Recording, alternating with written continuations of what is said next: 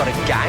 Yes. For a brand new adventure on ABC One. Dinosaurs on a spaceship. But if you can't wait till then, there's brand new Doctor Who waiting for you now on iView. Doctor Who. It's new. Saturdays, 7:30, ABC One.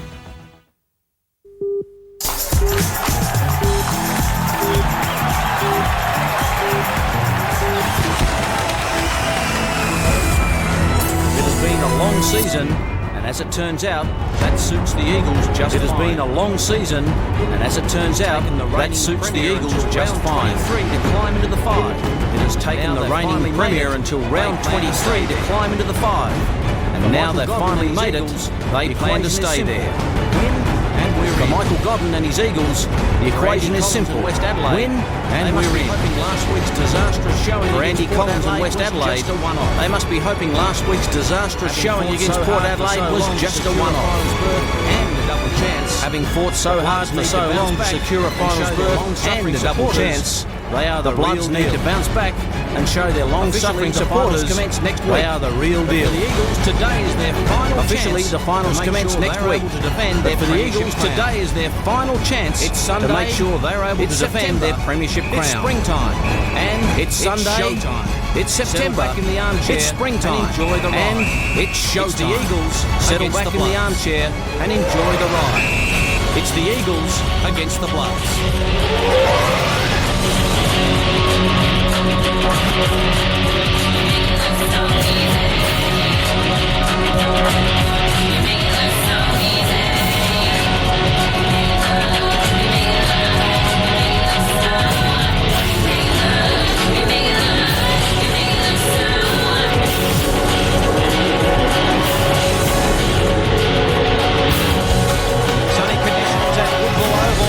What a game for round 24. The Eagles in West Adelaide, Woodville Oval. Welcome Andrew Jarman. Round 24. The Eagles in West Adelaide, and welcome Andrew Jarman. It's Super Sunday, Jars. Fantastic, Michael. Yes, you can. Great to be here, and you can smell September just around the corner in terms of the final. The Roosters. Yes, you can. And last night it was Central's up against North, and the Roosters had to win this game to really consolidate their position in the finals, and they did it so well out of the Ponderosa. Outstanding performance. Very hard to win that out there with the Ponderosa. That now consolidates North Adelaide in the top 5. North Adelaide getting the business. All those highlights coming up at quarter time. 14, and North Adelaide getting the business done. 11-10 played 14-9-93, and I think Central's lowest score in the minor round for a little while. Well, Port Adelaide played Sturt yesterday at Alberton, and you don't go to Alberton too often and get the chocolates, but Sturt, sitting on the bottom of the ladder, they just finished Port season off in emphatic style. Oh, look, the Crows' second side, some of their players stood out in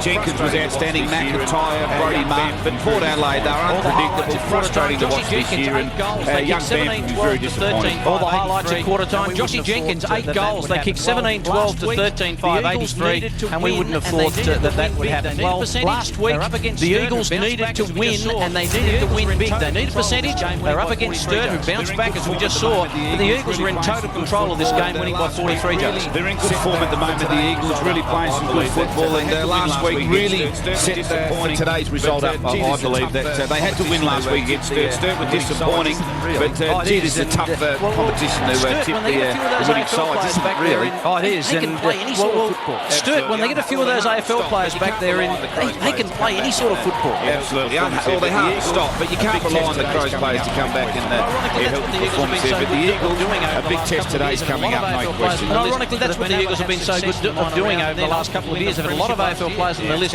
but they've been able to have success in the minor round and then ultimately win the premiership last year. Yeah, outstanding junior program, and all those critics out there wrote the Eagles off started. There's a lot of guys here at the ABC wrote off the Eagles. I firmly believe that they got an opportunity to play in the finals. They're a super side, the Eagles will coach. I cut them loose a couple of weeks ago again. They cut them loose about 4 times, Jazz. Well, they just keep coming back to haunt me. Grokey got fired along with Lee Staple, and it was an outstanding performance. They needed the percentage. Well, Port Adelaide played West Adelaide, as we touched on a little earlier last week. Port had to win this to have any chance of staying in finals contention, and they just looked on right from ball one. They were fantastic. They were so impressive to watch. Clayton's been outstanding. He's a gun player, no doubt, retiring now. And Port Adelaide, how do you tip them? 1 week they're playing like a final side, and then they're playing like a B-grade side like they did yesterday, and they will frustrate young Bamford. And West Adelaide, they were horrible last week. They were. They've just had this situation where they've been tinkering with their lineup, Joe. Don't like that. No, don't like tinkering with your lineup. Play your best 21 players, fit and healthy. That gives you momentum and confidence. A lot of illness, list management stuff that doesn't sit well with me. A lot of ankles, a lot of illness, and a lot of players here are there walking around, jumping around, carrying on, just resting. Really, just come out and say we're resting players before the finals. But they got a nice old dish up. Here's Tim Broomhead kicking a goal. He's got a big future ahead of him. That young bloke, an under-18s player, and Josh Thurgood, well, quiet in the first half, but he really finished things off with a brilliant goal, and that just put the icing on the cake for him. Well, let's go back to the drawing board, Port Adelaide, and very disappointing. And we'll see them over the summer. They got a lot of work to do. 17-13 play 10-10. Mitch Banner and Josh Thurgood with 3 goals apiece. Banner was just outstanding. He's played a lot of this season in Port Adelaide Magpies reserves. Let's have a look at the Premiership table, and still looking at the Eagles and Glenelg. Forget the rest. North are in, and the Eagles have to win, and they're in. Glenelg have to win by 4 goals more than what the Eagles do, and so it's, well, if the Eagles lose, they've got to win by 4 goals more. That's what I'm trying to spit out. I mucked that up in the rehearsals too. So, but it's interesting. The Eagles just simply have to put the foot down, and they have to win. Absolutely, and that won't be easy today. But look, saying that, Mickey Godden will keep his eye on the scoreboard. I think South Adelaide will beat Glenelg. Here's that result. Sturt by 31 points last night. North winning by 17. That doesn't happen too much at the Ponderosa. Our match of the day is the Eagles and West. Glenelg up against South. That'll be such a vital game. Norwood having the bye. Well, last time they met was in round 10 at Richmond Oval, and Westies were able to get up by 19 points, I think it was. Here's Chris Hall. He's going to be important for them, the Eagles today. Class player who played on the wing, half forward. He's a goal kicker and he's a quality player. Chris Kane just kicking a goal. His season's over. Filkey, we won't see him just play. James Izard, such an important player, the McGarry medalist, and just drilling a goal home there. But it was a good win to West Adelaide. Head-to-head doesn't account for anything, really. Such a long history, and just the one draw. The Eagles, though, have won 3 of the last 4 encounters. Well, a beautiful day at Woodville Oval. It is sensational. We've got 2 people on the boundary line, 2 guns down there, Ben Knights and Andrew Rogers. I'll go to you first, Ben. And the Eagles, well, they need to win. You've been catching up on all the news down there. Yeah, thank you, Michael, and good afternoon, everyone. It's a lovely day for football, and I was expecting with the Eagles to go in with an unchanged lineup, as I think Michael Godden was, but there's been a late withdrawal, and that's Luke Thompson. He's been pulled out by the Crows, and I'm assuming with Daniel Talia going down with injury yesterday for the Crows, Matthew Pavlich in form last night, that is the reason for that. So he'll probably have the week to freshen up and get a Crows game next weekend. The other big news from today, Ben Grieger, he's playing his 100th game for the Eagles. He came across with Michael Godden 3 years ago after coming originally from West Adelaide. With 100th game is a great achievement, and he's been very, very important lately, especially with Craig Perry being out for the last 4 weeks with suspension. He's pinch hit in the ruck and also gone forward. So Grieger, a big role again today. Craig Perry back in next week if the Eagles do make the finals, as we probably expect to happen.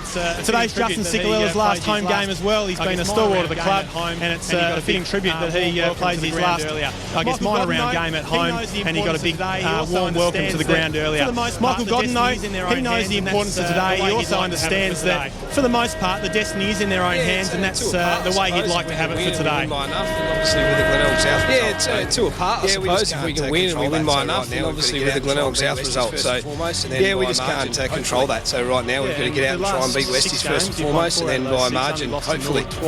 Yeah, and the last 6 games, you've won 4 out of those 6, only lost to Norwood twice, so you must be reasonably confident the boys are playing well at the right end of the season. So, yeah, absolutely. It was a really tough start to the year, and we've been really happy with our last month. So, you know, today we must not leave anything out there because we want to be around next week. I'm looking forward to Grokey and Ferguson. Can't wait for some of the matchups there, Michael, where I'm looking forward to Grokey and Ferguson there. Grokey's in good form. He's kicked 30-odd goals this year, and McKenzie on Ben Fisher, and Staple and Tippett. So there's some of the real key matchups looking forward to. But the midfield's going to be playing Port Roll today. It certainly is, Jazz, and one man who knows all about that sort of stuff is Andrew Rogers. Keeping an eye on the Eagles, don't you worry, but he's looking looking after West Adelaide for us this afternoon. Good afternoon to you, Andrew, and welcome. Well, what a big game it is for West. Absolutely. A chance to tune up for the finals today.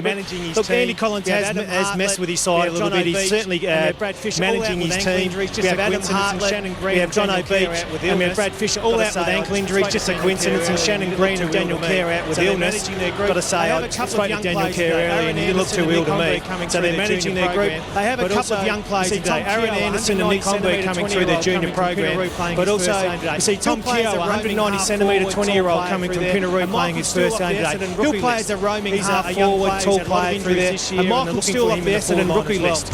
He's a young player. He's had a lot of injuries this year and they're looking for him in the forward line as well. Earlier I caught up with Andy Collins and asked him about how important momentum going into the finals was. You know, my experience. Yeah, look, we've decided we're already finished top about the management program. You know, my experience is we're already finished top 3. We know that, and we know who our opponent is, and we just got to make sure that the group gets a really healthy start next week. So were you disappointed with last week, or was it more about again managing your group? Look, we were disappointed, particularly in regard to a lot of our decision making in the game from our perspective. Probably the momentum of the game and lack of intensity in the game from our perspective. So yeah, we were disappointed with the performance, and we've made appropriate changes. West Adelaide line up there. Michael Willard's come back in as their number 1 ruckman. Versus McCready was playing an important role. Led on the wing, Keogh. So they've obviously got some quality lurking around the midfield, but I just don't like this attitude, the management list. We're trying to get them off the centrals. You play your best players. Don't flirt with your forwards. Here's the coin toss with Ryan Ferguson on the right. Up she goes. Luke Powell on the left, who's won it. Ryan Ferguson's going to kick to left of screen. I don't think it'll mean too much kicking left of screen. Ben and also Andrew, what are the weather conditions down there? Because we're envious of you, really. Yeah, it's a lovely day to be out here, Michael, and you're certainly right. There's not going to be any advantage. There's not a zephyr of wind at all today, and really, I guess it's just a great day, Andrew, for finals footy. Look, you can really smell finals footy coming, can't you? The spring's in the air, the sun's out, the ground's hardening up. Better players come to the fore. It's all about finals footy for both teams today. Finals footy is tuning up for that, Andrew, and also Ben and Jars. Finals footy is tuning up for it. That's what the two teams will be wanting to do. But Craig Parry is out of the Eagles lineup. He's got another week on that suspension. So I guess the ruck duties go to Ben Grieger and Charlie Ray today. Yeah, they'll take the responsibility. It's all about the Eagles will treat this game as a final, getting themselves ready for next week. They get into the game. For me, it's about Sicalella's going to be emotional. There's going to be a lot of passion shown out there by the playing group, and for me, I think it's going to be down to the side that uses the ball well under the pressure. And for me, Eagles have got a bit too many firepower. They've got Brokey and Staples, who's going to be very dangerous. Thanks, Jars. Chris Kendall for the first bounce. Should be an absolute cracker for the Eagles. Will it be a case of heartache tonight on Super Sunday? And will West take it easy? We will find out in 2.5 hours' time on Super Sunday SANFL. Grieger who gets the tap down towards Caruso, farms it out towards Fisher, who gets the centre clearance here for the Bloods. Lewis looking out there for Silverlot. Ball spills to ground at the back. They've got numbers here, the Eagles. Lewis always seems to find so much time and space. Arcs onto that familiar left foot.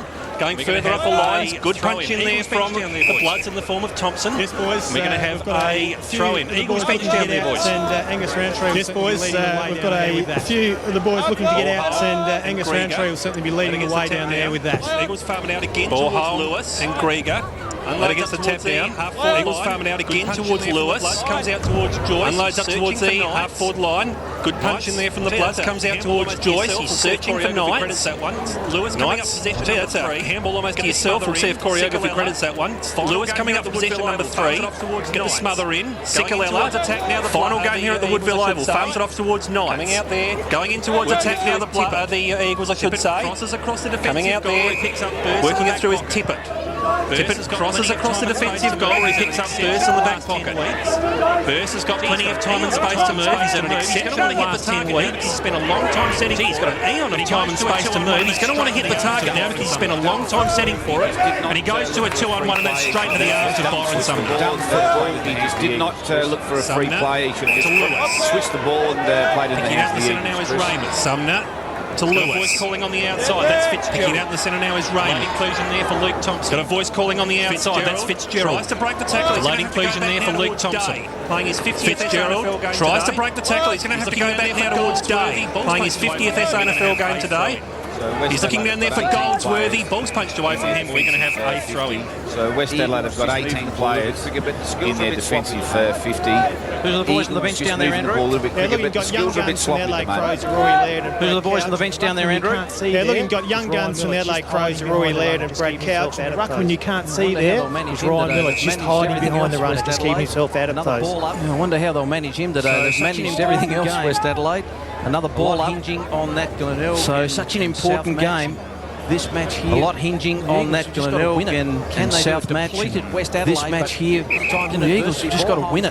Can they do it? Depleted West Adelaide, but sometimes in adversity. Borholm's got into the back of Grokey, given away a crucial free kick. And Adam Grokey, who really hasn't been at the top of his game, played well in the state game, Jars. He was sensational, but hasn't really had the best minor round season. No, he hasn't. He's kicked like 30-odd goals, and obviously he gets double-teamed, and he's an important player for this football club. But 14 possessions to 5 already. West Eagles are dominating the game. Not even 3 minutes in the first quarter. This is an important kick by Grokey. He'll take his perfect day for footballers. Grokey from 47 gets a breath of wind. Perfect day for footballers. Grokey from 47 gets a fairly decent hook on it. He took his time, Jars, didn't he? They went to Henley Beach. Hurling it. That bit of a snap hook. There's not a breeze blowing it. Hurling it on the outer side, but that was just terrible. And he's a confidence player too, Grokey. If he kicked that would have given him a good day out.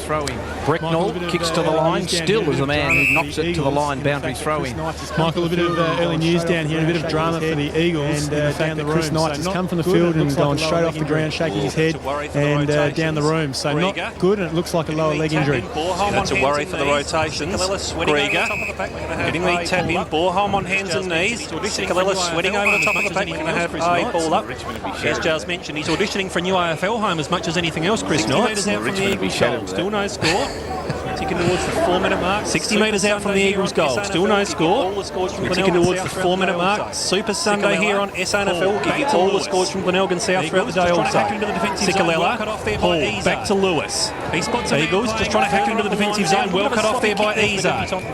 He spots a man playing further up the lines there. A little bit of a sloppy kick there for the debutant Keogh. We're going to have a throw in. I've got the stats from Corey, but I reckon Scott Lewis is up to about possession number 6 already. Doesn't seem to be being marked up. Yep, he's had the 5 kicks. Spirals back in. Premature anticipation from Old Seiko. Gets the tap down. Old Spirals back in. The fingers initially of Izard. Krieger well tackled there. Gets the tap down. To slip through the fingers initially of Izard. He's well tackled there by Hall. Creative disposal. And have another throw in. West Adelaide have got that +1 in their defensive 50, and when they do go forward, they're kicking to 3 loose Eagles players. Gets the tap down. Nat Caruso. Krieger and Borholm. That ends up with Burse. Ladder gets the tap down. Nat Caruso. That ends up with Burse. Twists and turns through traffic. First real forward 50 entry now for the Bloods. Oh, that's well shut down there by Fort Caruso. Keogh leading in the race for the pill as opposed to Byron Sumner.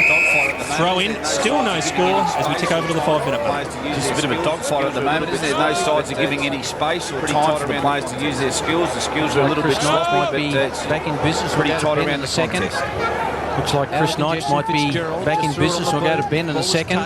Fisher out of the congestion. Fitzgerald just threw it on the boot. Ball was touched. Fisher to Bricknell. Bricknell keeping it close to the line. In fact, too far. And it's out of play. Ben, looks like Chris Knight is back in business down there. You're right, Michael. Chris Knight has come back onto the bench. He's headed back onto the ground now. He's still shaking his head. I'm not sure whether it actually might be a bit of illness that he's feeling unwell. He's definitely had a couple of tablets then. And we'll have to keep an eye on it throughout the day. Sikalella, an outstanding performer he's been. It's a little short up kick to Sikalella, an outstanding performer he's been. He's kept it low. Tough inside. Extremely good outside. Cully. Major part of the year kept it low. Nice looking kick. Day, who's spent major part of the year in the reserves. Aaron Day. Just a gradual build up by the Eagles. Just in short haul. Just a gradual build up by the Eagles. Just keeping possession. Nice. West Adelaide trying to push numbers back. Goldsworthy might win a free kick here. He has. He's got a one-on-one. Goldsworthy might win a free kick here. Anderson. He has. And he's won it against young Aaron Anderson. And just get front position, Jones. That's all you've got to do. And well set up by the Eagles from half-back. Good switch there by Cinderella today. And they were just with that little 15-20 metre hit-up kick. The Eagles just need to keep rolling on quickly and put the pressure on the West Adelaide defence. 16 goals, 15. So Matthew Goldsworthy, always handy around goal. 16 goals, 15. So his accuracy is just a bit over the 50%. He won't get an easier chance than from here. Goal umpire just watches it sail over his head. Eagles draw first blood in this match in round 24. Goldsworthy picks the first 4-pointer. Yeah, well executed by the Eagles there. Some class players had the ball in their hand, and Chrissy Knights, I don't know if that was the right option because he had that loose West Adelaide player on young Goldsworthy, but well done to Goldsworthy. They keep front spot when you're forward, but a good start by the Eagles. And Mark McKenzie, you don't want him running around like an unregistered dog. Just stat up, you get about 70 possessions today. West Adelaide, one inside 50 entry and the one mark so far. Touched on the pre-game. Early tail of the tape there for the Bloods. Andrew Collins, as we touched on the pre-game. Wouldn't want to flirt with your form too much. Tough game coming up next week against the Bulldogs. Secondary clearance comes out in the direction of Powell. Going on hands and knees there is Roundtree, but it's going to be a free kick to the Bloods. Should be able to work that out through Big Rhino Willits. Slips straight through the fingers there of Hall. Goes out, searching lead.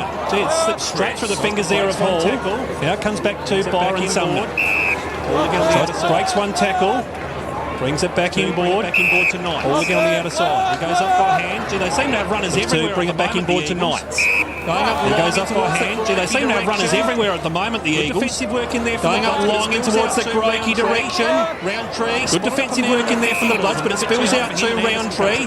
Roundtree spotted up a man on the 50, but it was a little bit too hot for him, and Anderson cuts it off. Needs to get a kind bounce. Anderson probably needs a shepherd also. Brings it out down to the direction of Homburg. Needs to get a kind bounce. Probably needs a shepherd also from his West Adelaide teammate. It's a real horror story down there. Keeping it still on this grandstand side. That's a real horror story down there. Coughing it up there was Thompson. It's going to be a free kick for the Bloods. Eagles' foot skills have been just got to use the ball better, don't they? Such important. Eagles' foot skills have been terrific. Speaking of skills, this man Mark McKenzie. Let's hope he plays on with the Eagles next year. Kicks into the centre. It's a 50-50 ball. Pumped away by McCready. Hall. That was a throw. Looked like one. Terrific. Goes to Raymond. Raymond just hits a man on the leading. Grokey can't complete the mark. In goes Grokey. That might be a free kick to the footy. He did duck his head. In goes Grokey. Bounced off him like a rubber ball. They're in after the footy, and he just bounced off him like a rubber ball. Good decision by the umpire too, because he knew that Grokey had ducked his head, so well umpired. You do that, don't you? Here it is. Yeah, no. You got to wear a helmet when you do that, don't you, Chris? You used to do that when you were in the mining industry. Sort of bore a hole through him. That's why I've got a flat head now. Crouch in the mining industry, sort of bore a hole through him. Raymond, there's so courageous in last year's final series. Spills to Raymond.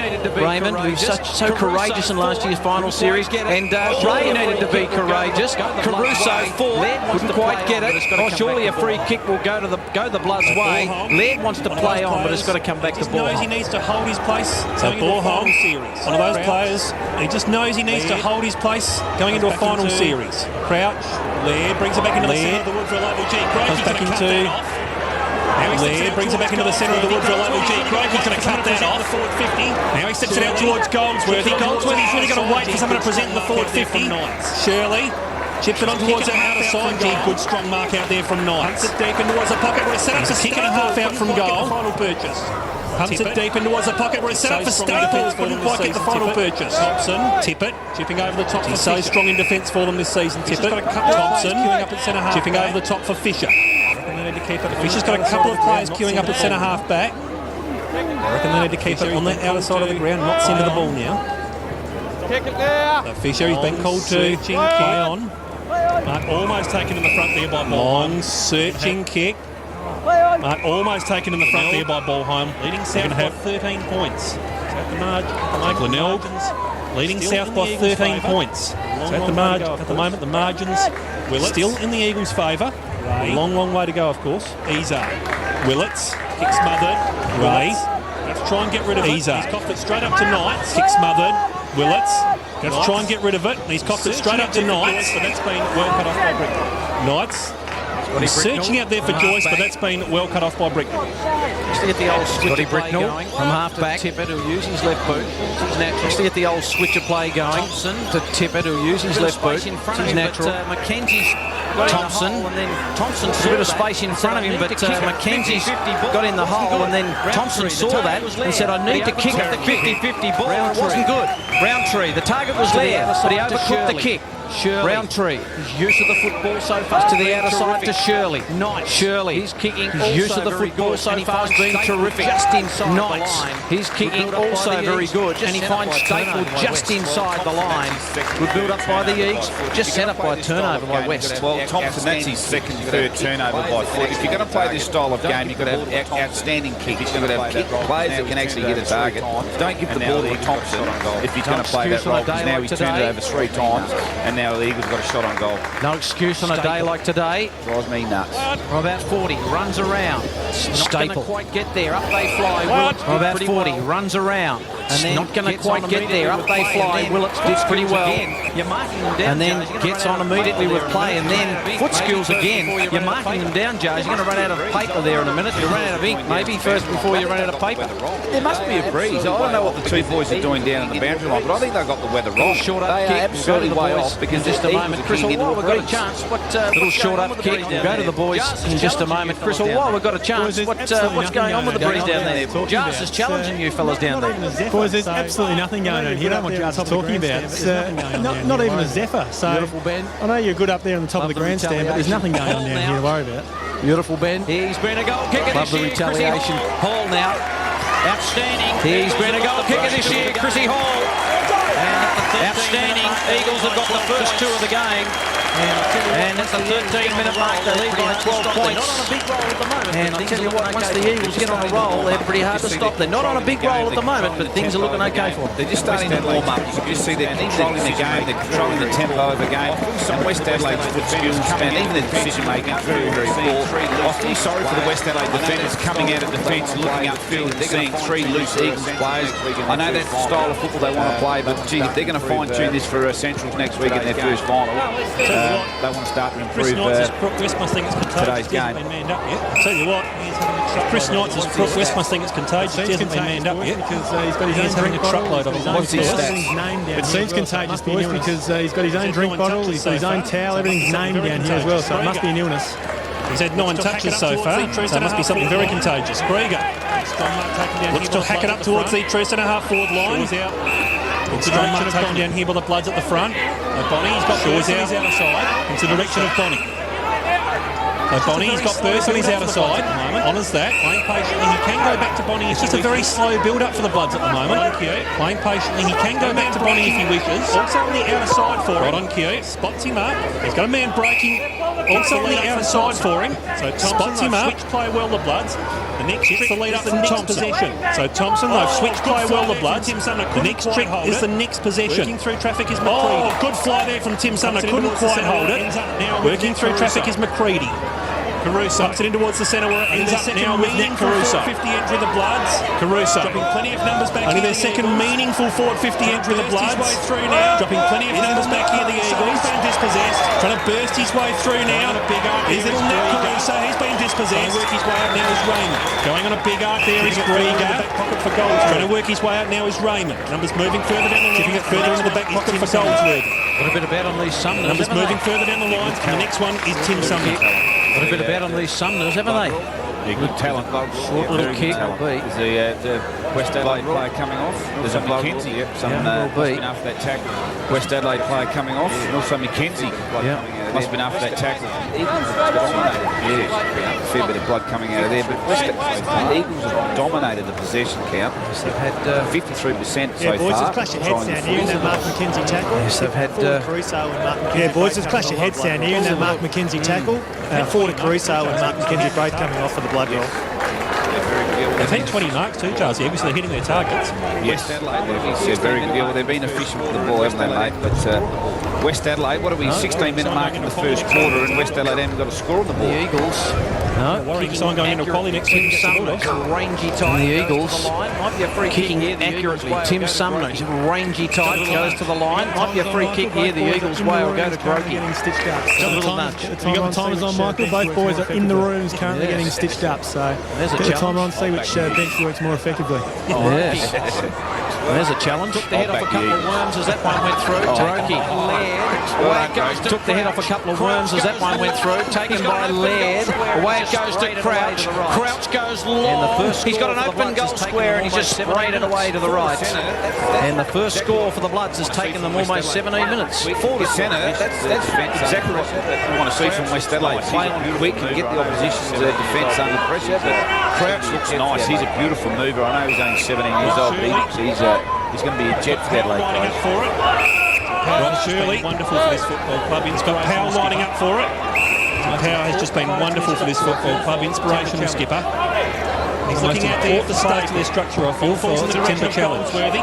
Good work. He's looking out there for Staple. All falls in the direction of Goldsworthy. Good work in heavy traffic here from the Blood zone. But Cicolella breaks his way through. Now it's with Sumner who just hacks it in. He's got a one-on-one contest. This is set up for Grokey. Tippett's going to follow him. Is that ball? I reckon Thompson was holding in there. Arms in there. Umpire disagrees and Tippett's going to mop up. Being two at least. See, plenty of arms in there. A lot of them belong to Thompson. A lot being two at least. Burse in the back pocket. Taking his time. Called play on. Taking his time. Still keeping it on that outer side. Over the top. He's going to bring it back in again towards Numbers. Still keeping it on that outer side of the Bloods. He's going to bring it back in again towards Burse. They're working their way into real trouble at the moment. The Bloods cross that defensive arc again. They're working their way into real trouble at the moment. The Bloods. This next one is going to have to hit the target. It's to the feet of Anderson. They're looking for Bonnie. Got time to recover. Second gamer brings it out. They're looking for Bonnie. 1-2 takes the mark under heavy pressure from Cicolella. But they're still at half-back, Michael. The Bloods. Yes, they're a little bit confused at the moment. The Bloods. A lot of changes. Yeah, I suppose to be fair, it's not their normal lineup. There are a lot of changes. They're just trying to work this game plan. It might take them a quarter or two to settle down, but the Eagles may be well in front and have the game in check. Thompson's created something on this side of the ground. Numbers is getting pushed back by the Eagles. Thompson's created something on this side of the ground, but he's gone out wide to Borholm, who marks just inside the line. Almost 19 minutes gone, first term. Eagles lead the contest by 11. Laird. Well, I think if they do that, they've got to press up mistake. They've been turning it over by Foot West Adelaide. Well, I think if they do that, they've been drawing the mistake. They've been turning it over by Foot West Adelaide, and that creates the turnover. At half-back, slow. Thompson guides that one to Homburg at half-back, slow. He'll switch. He doesn't want to go down the line. Well, Tippett's got some space, but he's going to. He doesn't want to go down the line to a contest. Going to die a bit, but he's going to. Bonnie, that kick's going to die a bit. Flicks out the back to Knights. Bonnie, he was hard at it, and that's a beautiful kick. Flicks out the back to Knights. Knights uses his non-preferred, and that's a beautiful kick. If Richmond talent scouts are having a look at that, I love what they see there. The big rumour is Knights moving on. Just a little stutter, and that's a brilliant kick outside to Tim Sumner, who sort of went one-handed. Just a little stutter, and that's a brilliant kick to Tim Sumner, who sort of went one-handed. Tippett did nicely. Ferguson, just flanking him, is Ben Fisher. The kick out, puts it in reverse, and into neutral, and then squeezed the kick out to Nat Caruso. It's been a little bit confusing. It's the old spot something. You go out shooting in the bush, Jars, and you've got the old spotlight, and then you spot something, and then there's a daze. Caruso's been called to spot something up. He's entered again to a contest. Had some free players there on the outer side, but elected to go to the contest again. Round 3. Back in towards Byron, Sumner by hand. Now he flicks it over the top to Fitzgerald. Shirley, cruising through the centre of Woodville Oval, breaks one tackle, keeps it on the outer side, goes to the left side of Gerard. He'll love this. He's got plenty of space in there to arc it out to Raymond. He reckons he can beat them on the mark. Raymond, got a couple of players calling in board for it. He reckons he can beat them on the mark. Raymond goes back in there to slocking this ball into the forward 50. They've got numbers down here now, the Bloods. Raymond goes back in there to try and correct this mess. We're going to have a throw-in. I hope Nicky Godden tells his boys at quarter time, don't sweat off the West Adelaide player that's holding the footy. Just sweating off. Get at him quick. Put him under severe pressure. He'll turn it over. I don't like the Eagles just sweating off the contest. Got to get at him. Borholm through. Getting the tap down. That's out on the full. Bloods through. Laird, that's out on the full. Boys, just while we're down there, Chris Bonney's gone off to bring it back in. Blood rule for the Bloods, ironically. Boys, just while we're down there, Chris Bonney's gone off also with the blood rule for the Bloods, ironically. And they're left with one on the bench now, which is James Izzard. At the moment, the Elks still leading south for another round of 13 points, as are the Bloods. At the moment, the Eagles are going to send out for another round of sticks as soon as are the Bloods. Worked his way towards the front at the moment to keep them all together. Grieger, set up. Worked his way towards the front. Powell, set up for another ball up. West Adelaide have pegged the possessions back a little bit. Just looking at some stats there. West Adelaide have pegged the possessions back a little bit there. West Eagles still had 49% of the possession. Inside 50, 10-3. West Adelaide playing that chippy kick around the back line. Inside 50, 10-3 though in favour of the Eagles. They've dominated that. Laird forward, front and square. just hoists it high at the back. Shirley did pretty well to punch it forward, front and square. Had to peel the kick-off looking for Ball to the line. Fitzgerald back to Shirley. Had to peel the kick-off looking for Hall. Silverlock has transgressed over the top, and I thought it was a free kick to him, but it's gone to Day. Day kicks inside 50. I think it might have been a kick to Hall back there. Here goes Bricknell, and Knight's just spun in the tackle. Fisher's caught. Staples got him. And Staples, the word of the moment, like flies on the boundary line. At this particular point in time, as they're falling like flies on the boundary line, and some staples and stitches and all sorts of stuff going on at the moment. a chance to a war of defend attrition. their crown. A lot on the line for the Eagles. A chance to defend their crown. Against Ferguson. Paul's Hovering's given away a free kick. A front on charge against Ferguson. And Ferguson takes it. On Ferguson to McCready. They're playing this grandstand side a lot. Burst should be next in the chain. Try and open the game up a little bit at the moment, the Bloods. They're being very well corralled by the Eagles. They just need to try and open the game up a little bit at the moment, the Bloods. They're being very well corralled by the Eagles, not getting a chance to move into space a lot. Keeps it again to a contested situation. So they kick it to a contest. Keeps it again to a contested situation. They kick it to a contest a lot when they have three players there. That's a bit like the smorgasbord and filling up on bread and butter, really. By 11 points. Glenelg by 13. Spiral's back into play. Eagles by 11 points. Glenelg by 13 at the moment across town. Neat little underground margins still with the Eagles at present. Goldsworthy. Neat little underground handball to Raymond. Shirley. Lewis wheels onto that familiar left foot. Speaking of familiar left foot, Jared. Good contested mark. That's really penetrating kick. Looking for Staple. Good contested mark.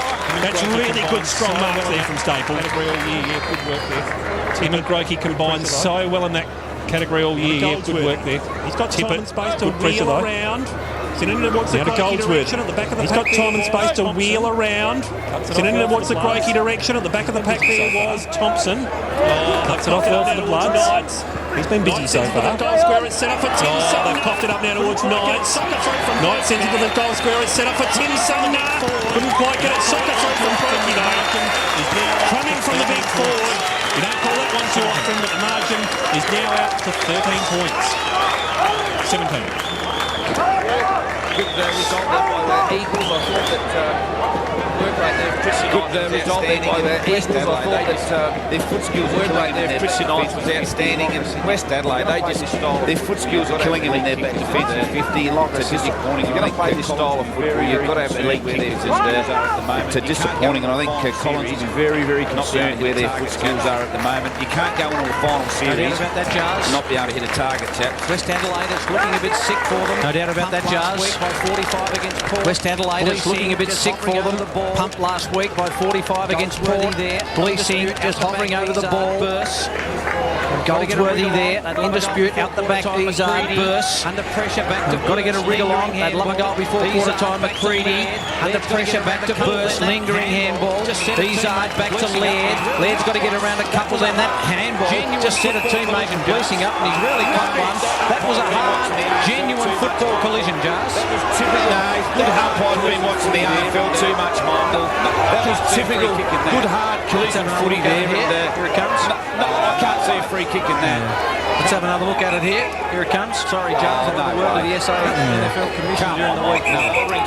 Sorry, Jars. I'll have a word to the SA NFL Commission during the week. Shane Harris. Nat Caruso wanted to go on with the Gleesing. Finally got a bit of air in the lungs. Nat Caruso wanted to go on with the Gleesing, so finally got a bit of air in the lungs, and then shorted it up to Nat Caruso. right in the centre of Woodville. Looks for Laird. Caruso. Second effort was good. Funnel it out. Looks for Laird. Couldn't get it. Shirley take it. Second effort was good. Funnel it out. Crouch couldn't get it. Shirley stripped him of it. Powell. Hilda just break away. He wants the line. He certainly got it. It was out on the foot. Good pressure by West Adelaide's forward line there to keep the kicks out from goal, but it is Willits. Deep pumps it. Ryan Willits. Ordinarily he'd say 2 kicks out from goal, but it is Willits. Deep pumps it long into red. It's going to land about 25 metres out. Big pack situation developed. West Adelaide players still block. He's slung around in the tackle. Michael Still wants to create the stoppage. The Eagles by 17 points. Eagles for us. First quarter of Super Sunday SNFL. The Eagles by 17 points. Deep into this first quarter of Super Sunday SNFL. ABC. Eagles. There's the side. They simply have to win and win well. Eagles, and at the moment, no, they simply have to win and win well. 3 straight 18. And at the moment, the script is going their way. It's the Eagles 3 straight 18, leading West Adelaide 1 behind. The Eagles Jars doing pretty out of the blocks, and I suppose Michael. Well, what a quarter that was. The Eagles Jars doing pretty out of the blocks, and I suppose Michael Godwin would be really happy with what he's done. Look, the boys are trying to move the ball on really quick, and their foot skills have been a lot better than West Adelaide. West Adelaide are just playing a real slow, patient type of game in the defensive 50. Well, yesterday Port Adelaide played the Sturt Double Blues Jars, and it was a terrific game of football. And right before the start of the game, there's Jeremy Clayton, and they had a big banner for Jeremy Clayton. Perhaps it was going to be his last game for the club, and thanks to the memories of Jeremy Clayton, Magarey medalist, outstanding player. Could have played for North Melbourne, decided that he didn't want to do that. He was probably not physically okay for it, going back early in the 2000s. What a player he's been for them. He's been a great player for South Australian football, and a wonderful young man, very competitive, hates losing. But he gets full credit to Sturt here. Seamus Maloney's been under a lot of pressure with his playing group, but he gets some Crows players back in the program and makes him a better side. But he needs to develop a lot more of his younger kids for next year. And I think going forward, that's what Seamus Maloney has said. We need to be able to formulate a team that doesn't have that reliance. Also, he said that he needs another big tall, another couple of talls, because look at Josh Jenkins. He's not going to play too much football for Sturt, is he? No. He'll be marked for 4 games next year for the Adelaide Crows when Tiffany goes to Brisbane. But at the end of the day, Sturt really got some confidence yesterday. Disappointing for Port Adelaide fans. And Bamford will be pulling his hair out this morning. Oh, he would be. There's McIntyre running in and kicking a goal. They were outstanding last week. They didn't give West Adelaide a sniff. They were just terrific. They had players running and running and running. But look here, just loose checking, and then they just copped them over the back. They just coughed a lot of goals over the back. There's Jenkins with 8. 17, 12, 114 to Sturt, and Port Adelaide 13 goals, 583. Jeremy Clayton was cheered off by his teammates as the Sturt players, and good on them too. They just watched on and applauded. Jeremy Clayton, so respected within the football community, and great player. Great, well done at the Sturt Footy Club, and obviously very emotional young man, and he'll obviously play country football next year, and well done. And there were rumours that he'd great sportsmanship by the Sturt Footy Club. Well, I think when he did his knee, Jars, there were rumours that he was going to play with Manning or someone like that, but he stuck it out and played another couple of years with the Magpies, and good on him. That's a brilliant scene. Jeremy Clayton in his last hurrah with the Port Adelaide Magpies and Sturt. Well, the Sturt Football Club, outstanding and applauding. Terrific. Last night, the Roosters. Well, the Roosters, you've coached the Roosters. It's pretty. You know how difficult it is to win out at the Ponderosa. This was a very good win for the North Adelaide side. Outstanding performance by the North Adelaide Footy Club. Jimmy Allen had something like 39 possessions, and again, Lewis Johnson, he had a day out. But Sturt, the Centrals, I just think would have been just fine-tuning. Some players have got some match touch for their finals campaign for next week. But well done to Josh Frank and his playing group. They're in the finals, and that's all he can do. Another goal by one of the Gowans twins. Not sure which one it was, because I never know unless they're running away from me. We'll see their numbers. But they were prominent early. Just watching the scores filter through. Both James and Chris had a goal early in the first quarter. But look, you don't see Centrals go down. You don't see them fumble and miss opportunities like that. Just not quite on their game. Just fine-tuning for next week. Absolutely, but Roy Laird will be disappointed because again he's a coach who's very competitive and seen him take a lot of pride. But take nothing away from North Adelaide. Their contested ball was outstanding. They worked hard. They ran harder. Their ball use was a lot better. Full credit to the playing group of North Adelaide. They get to finals action next week. And another retiring player in Clint Alloway there. You mentioned Jimmy Allen not going to be with North Adelaide next year, so they've got some work to do to pick up a replacement for both those players. But how do you replace a triple McGarry medalist? I don't think you do. North winning so well out of Elizabeth Oval. Johnston and also Hardy with 4 goals, 14-9-93 to 11-10-76. Well, this game has been a really good one. We've enjoyed the first quarter. Giles, we've enjoyed the way the Eagles have really stuck to the task, and they just need to bulk a win here. Yeah, they're going to grind this out. West Adelaide won't make it easy. They'll plug up all the space for the Eagles players, but foot skills are going to play an important role in beautiful conditions. Let's look at the goal kickers from the first quarter, and well, dominated here by the Eagles. Hall, Brokey and Goldsworthy, and the Bloods unable to register a goal. So they've got some work to do, the Bloods, and the boys down the boundary line have been looking at all the wind, the breeze, challenged them. They came back, and Ben Knights down on the boundary has been listening into the Eagles huddle. And Ben, what's been said down there by Mickey Godden? Well, a few things that Jars also made mention of in the first quarter have certainly come up in both Trent Henschel, the forward coach for the Eagles, making mention of the fact that he really wants them to allow that second switch, but make sure they're pushing up hard, because the foot skills haven't been great coming out of defence for West Adelaide. Mickey Godden also, as soon as he got the big group together and had the chat, he emphasised that again. He wants them to really pressure up hard with the forwards, allow them that space to switch, but then really push up hard, because they are sticking their tackles, they are causing the turnover when the pressure's there. He also just really, backing his defensive six in, saying they're doing a fantastic job back there, and if they play a really good strong game defensively, then the offence will come and will follow from that. So really happy with the intensity. He wants that work rate to stay up, and overall just thinking that the Eagles boys are doing the right thing and should keep going. A really good wrap of that, Ben, and let's look at the stats tonight. Just look at the inside 50s. It's well towards the Eagles. What do you make of those, Just? The Eagles are dominating, no question. 12-5 inside 50s, that's the key. But you look at the possession rate there, the Eagles are all over it at the moment. 27, their marks are about the same. They're cheap marks. Let's see what the second quarter brings. Andrew Rogers, you've been listening into what Andy Collins has got to say, and I don't reckon he's too happy. No, he's not too happy, boys. What he's disappointed about more than anything was their willingness not to be creative and play on and use the corridor. Sure, switch it across the back half, but bring it back into the corridors, try to get it in their forward line quickly. So that'll be the emphasis for the Bloods players in this quarter. Thanks for that, Andrew. There he is, Andy Collins, just having a last few minutes. Thanks for that, Andrew. Yes, and Andy Collins has to really find something for his team in this quarter, doesn't he?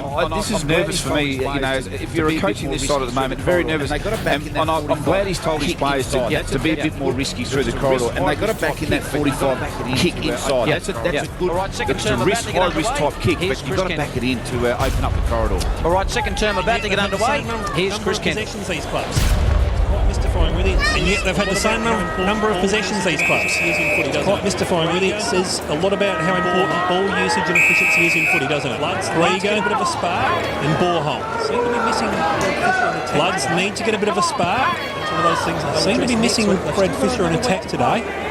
Izzard, that's one of those things that they'll address next week. They've still got another week to play. Izzard searching out there for McCready. Brilliant tackle down there on Ben Fisher. Can you hear that coming from Goldsworthy? Calling for the holding the ball, but I don't even think in this new world of how a prior opportunity works, that was still there. You see missed tackles. The Eagles tackling has been outstanding. Very rarely you see missed tackles. Well tackled by Leasing. Riga. Powell. McCready just hacks it away from the danger zone. Well tackled by Leasing. He's looking for Still. McCready just hacks it away from the danger zone. Brings it in. He's looking for Still. Rovewell by Crouch, brings it inboard now to Burst. Burst unloads long and direct in towards the 50. Keogh almost took the grab. Well tackled by Sumner. Hands and knees down there is Homburg. Looking for a stoppage the Bloods just to try and reset. Day, he was searching for Lewis. A little bit too hot for him. They've got numbers now through Burst, who tries to run in towards the goal square. Well, that's well cut off down there by the Eagles. Fitzgerald sets it up right for Jarrett. Luke Jarrett, beautifully loaded kick, Jar. So you're right, it's familiar left side. Luke Jarrett, he's signalling he's going to go. He's familiar left side. He's signalling he's going to go across goal. Byron Sumner, perfectly weighted again. really hit. They're on a long searching lead for Byron Sumner. Perfectly weighted again. And really hit the targets well so far, the Eagles. Good pressure from Ferguson. Fantastic battle and direct looking for Grokey. Good pressure from Ferguson. Fantastic battle there for the purists. Hall. Illegally, says the umpire. Searching back there again for Grokey. Ferguson's been ridden into the turf. Illegally, says the umpire. Ferguson can receive it half-back. Umpire watching him so closely. Yeah, it's just hovering over him there, Adam Grokey. Umpire watching him so closely. Yes, Ryan Ferguson missed last week. Caused a bit of sickness. Ankle injury. Yes, apparently so. It caused a bit of sickness. Yes, it is. An illness. These two boys, Ferguson and really dropped what he should have taken. Ferguson, yes, it is. And Borholm really dropped what he should have taken. It was almost an opportunity for a chest mark. Update from the Glenelg South and the Panthers have struck back. They trailed by 2, so Glenelg got off to a good start. They led quite comfortably early. I think maybe 19 points was perhaps the highest margin they got out to, but it's now 2 points. Burst to Bleasing. Now Ben Fisher cuts through the centre, hoists it high. Eagles have got numbers back here, and just dropping in the gap was Day. Day will be so important in their finals campaign if he can get some consistency. The Hall kick wasn't good and hit Luke Powell fair on the noggin. What's that called? A falcon jar, isn't it? I think it is. And I don't know where that terminology's come from, but we're going to run with it. Led with the tackle on Hall. Ball just jars free, and we can grab it.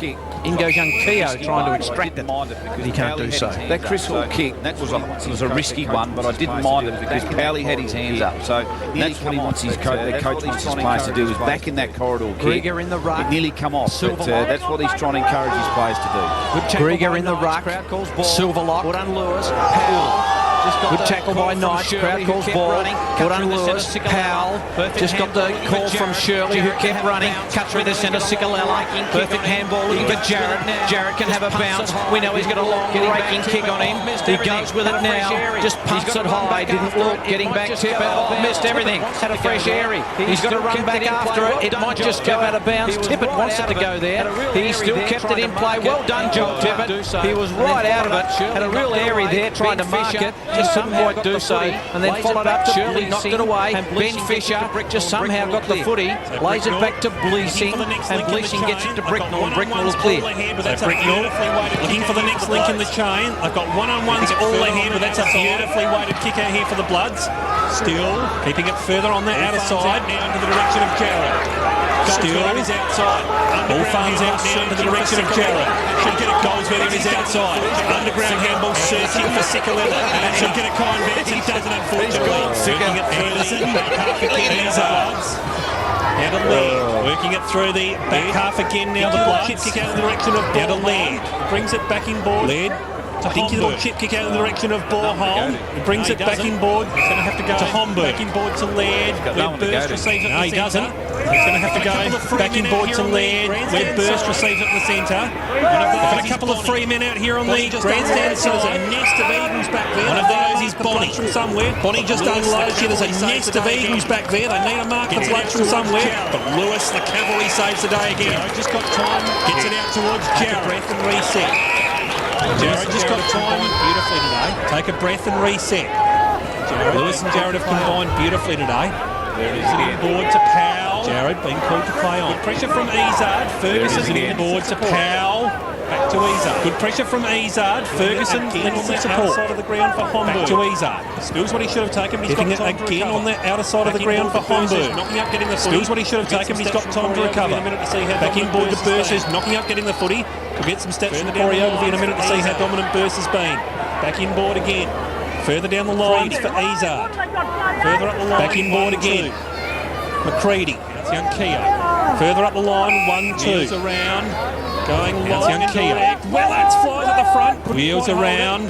Going long and direct. Wellats flies at the front. Couldn't quite hold it.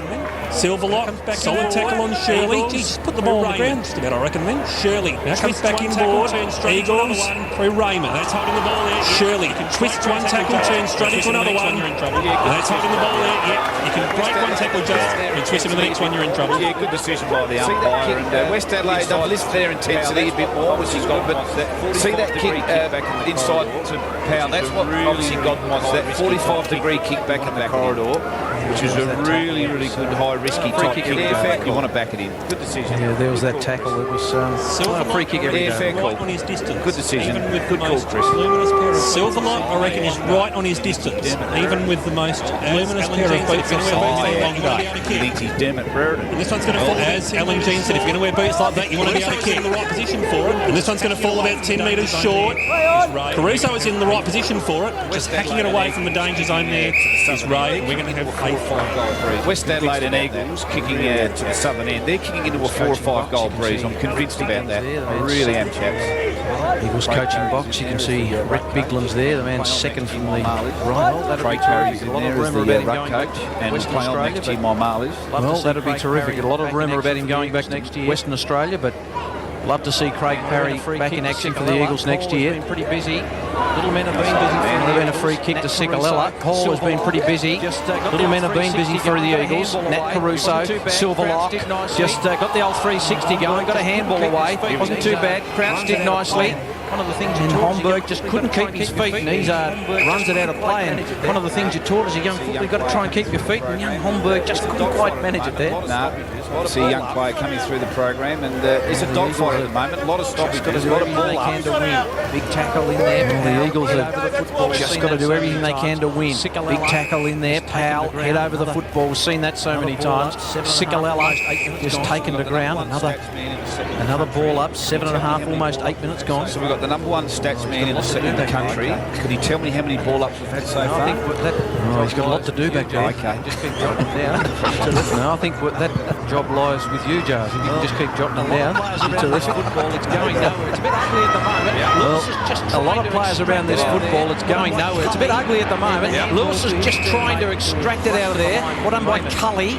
Then the handball to his teammate who was rushed to the line with Raymond. Rolling along. And things just drifting away here, just rolling along. Holding pattern at the moment. Player stats. Yeah, he's been working feverishly back there. He's got live ladders to do.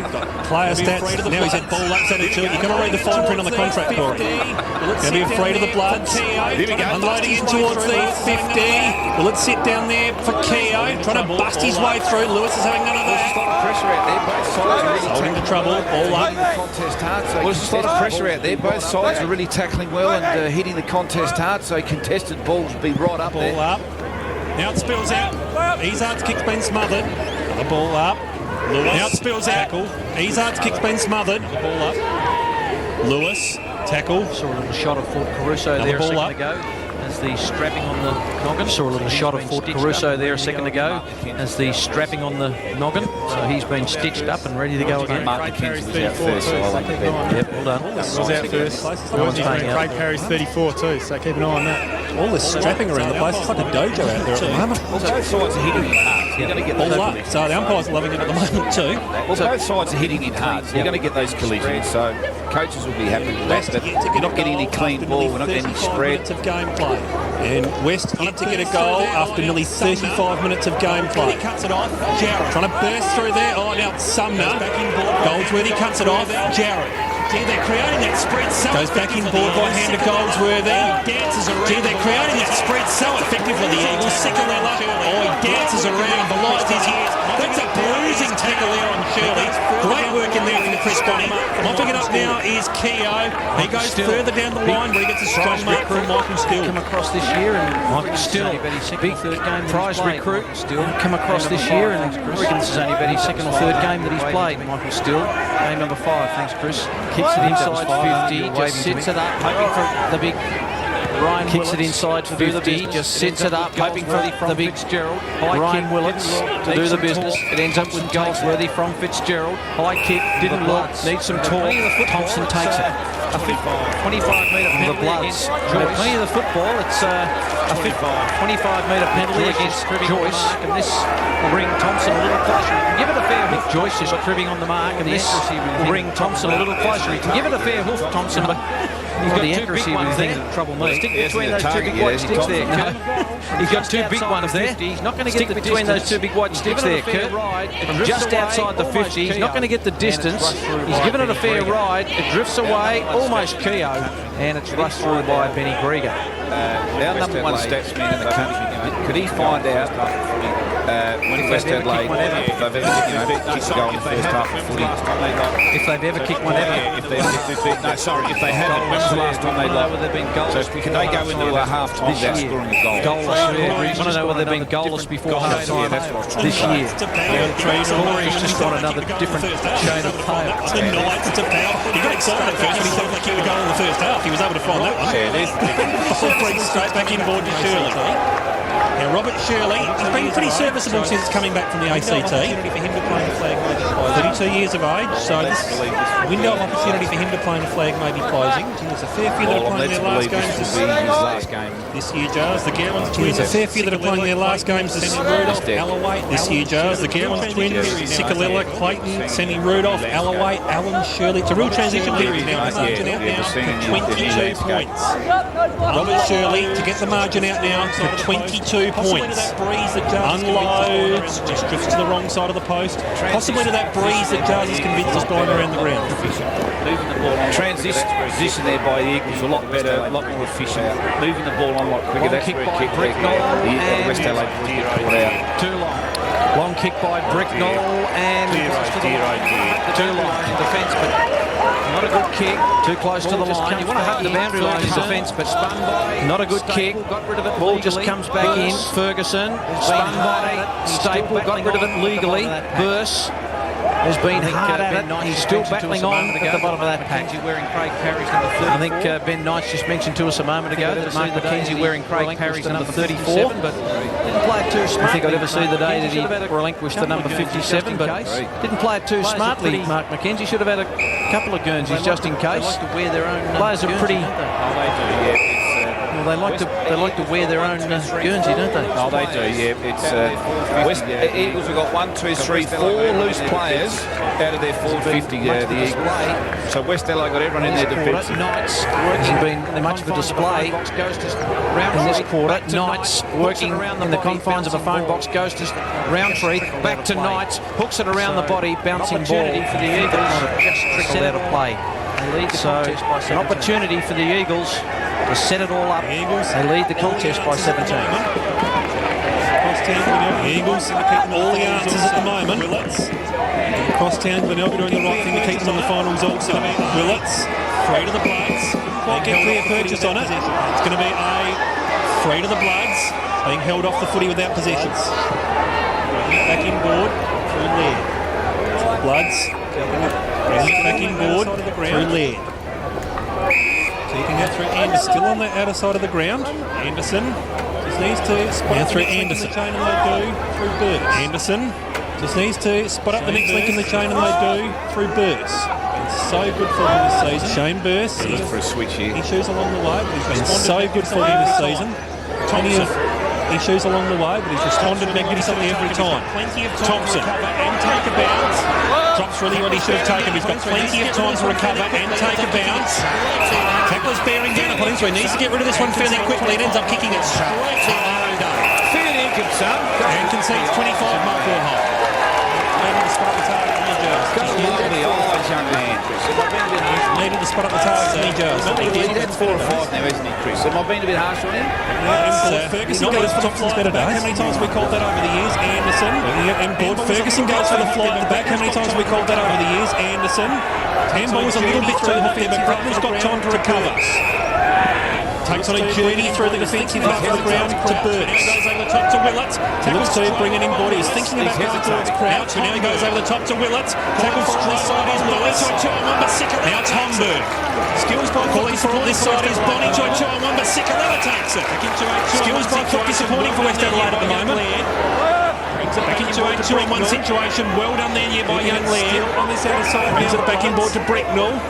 Moving it further down. Keeping it still on this outer side now, the Bloods. McCready's got moving it further down through Fisher. Now it's McCready. Perfectly weighted kick. McCready's got Willits on if he can spot him. This needs to be a perfectly weighted kick, and it is. Over at the Glenelg Oval, Tigers leading by 15 points. It's the Eagles by 17. Over at the Glenelg Oval, Tigers leading by 15 points. It's the Eagles by 17 here at the moment, as we know. Glenelg, if both teams win, have to win by about 4 goals more than the Eagles. Nick Godden's men. So at the moment, everything is falling into place. This for the Bloods' first goal, but not before I want to have something to say about it. 16-minute mark of the this for the Bloods' first goal of the match at the 16-minute mark of the second term. Scoreboard attendance happy in Zozan. Big Rhino unloads. Margin now back to 11. Scoreboard attendance happy in Zozan. Rick Collins. First major. Margin now back to 11. That's a bit better. Obviously, that goal resulted in a turnover by the Eagles. Sikulella missed his target and the defence switched and opened West Adelaide. Used the ball a lot better out of the defence, switched and opened the other side up. Good running by Willits too. He ran really hard to get into space there and good football by West Adelaide. But it's taken them, nearly 16 minutes in the second quarter to kick their first goal. I don't think Michael got to be overly happy about those easy switches too out of the fence, Jars, because he did make mention of that at quarter time that he wanted the pressure really to push up on those switches, so let him have it and then push up with the pressure. And they've got to cover their exit points too, the Eagles. You can't just kick them first quarter dominated for so long.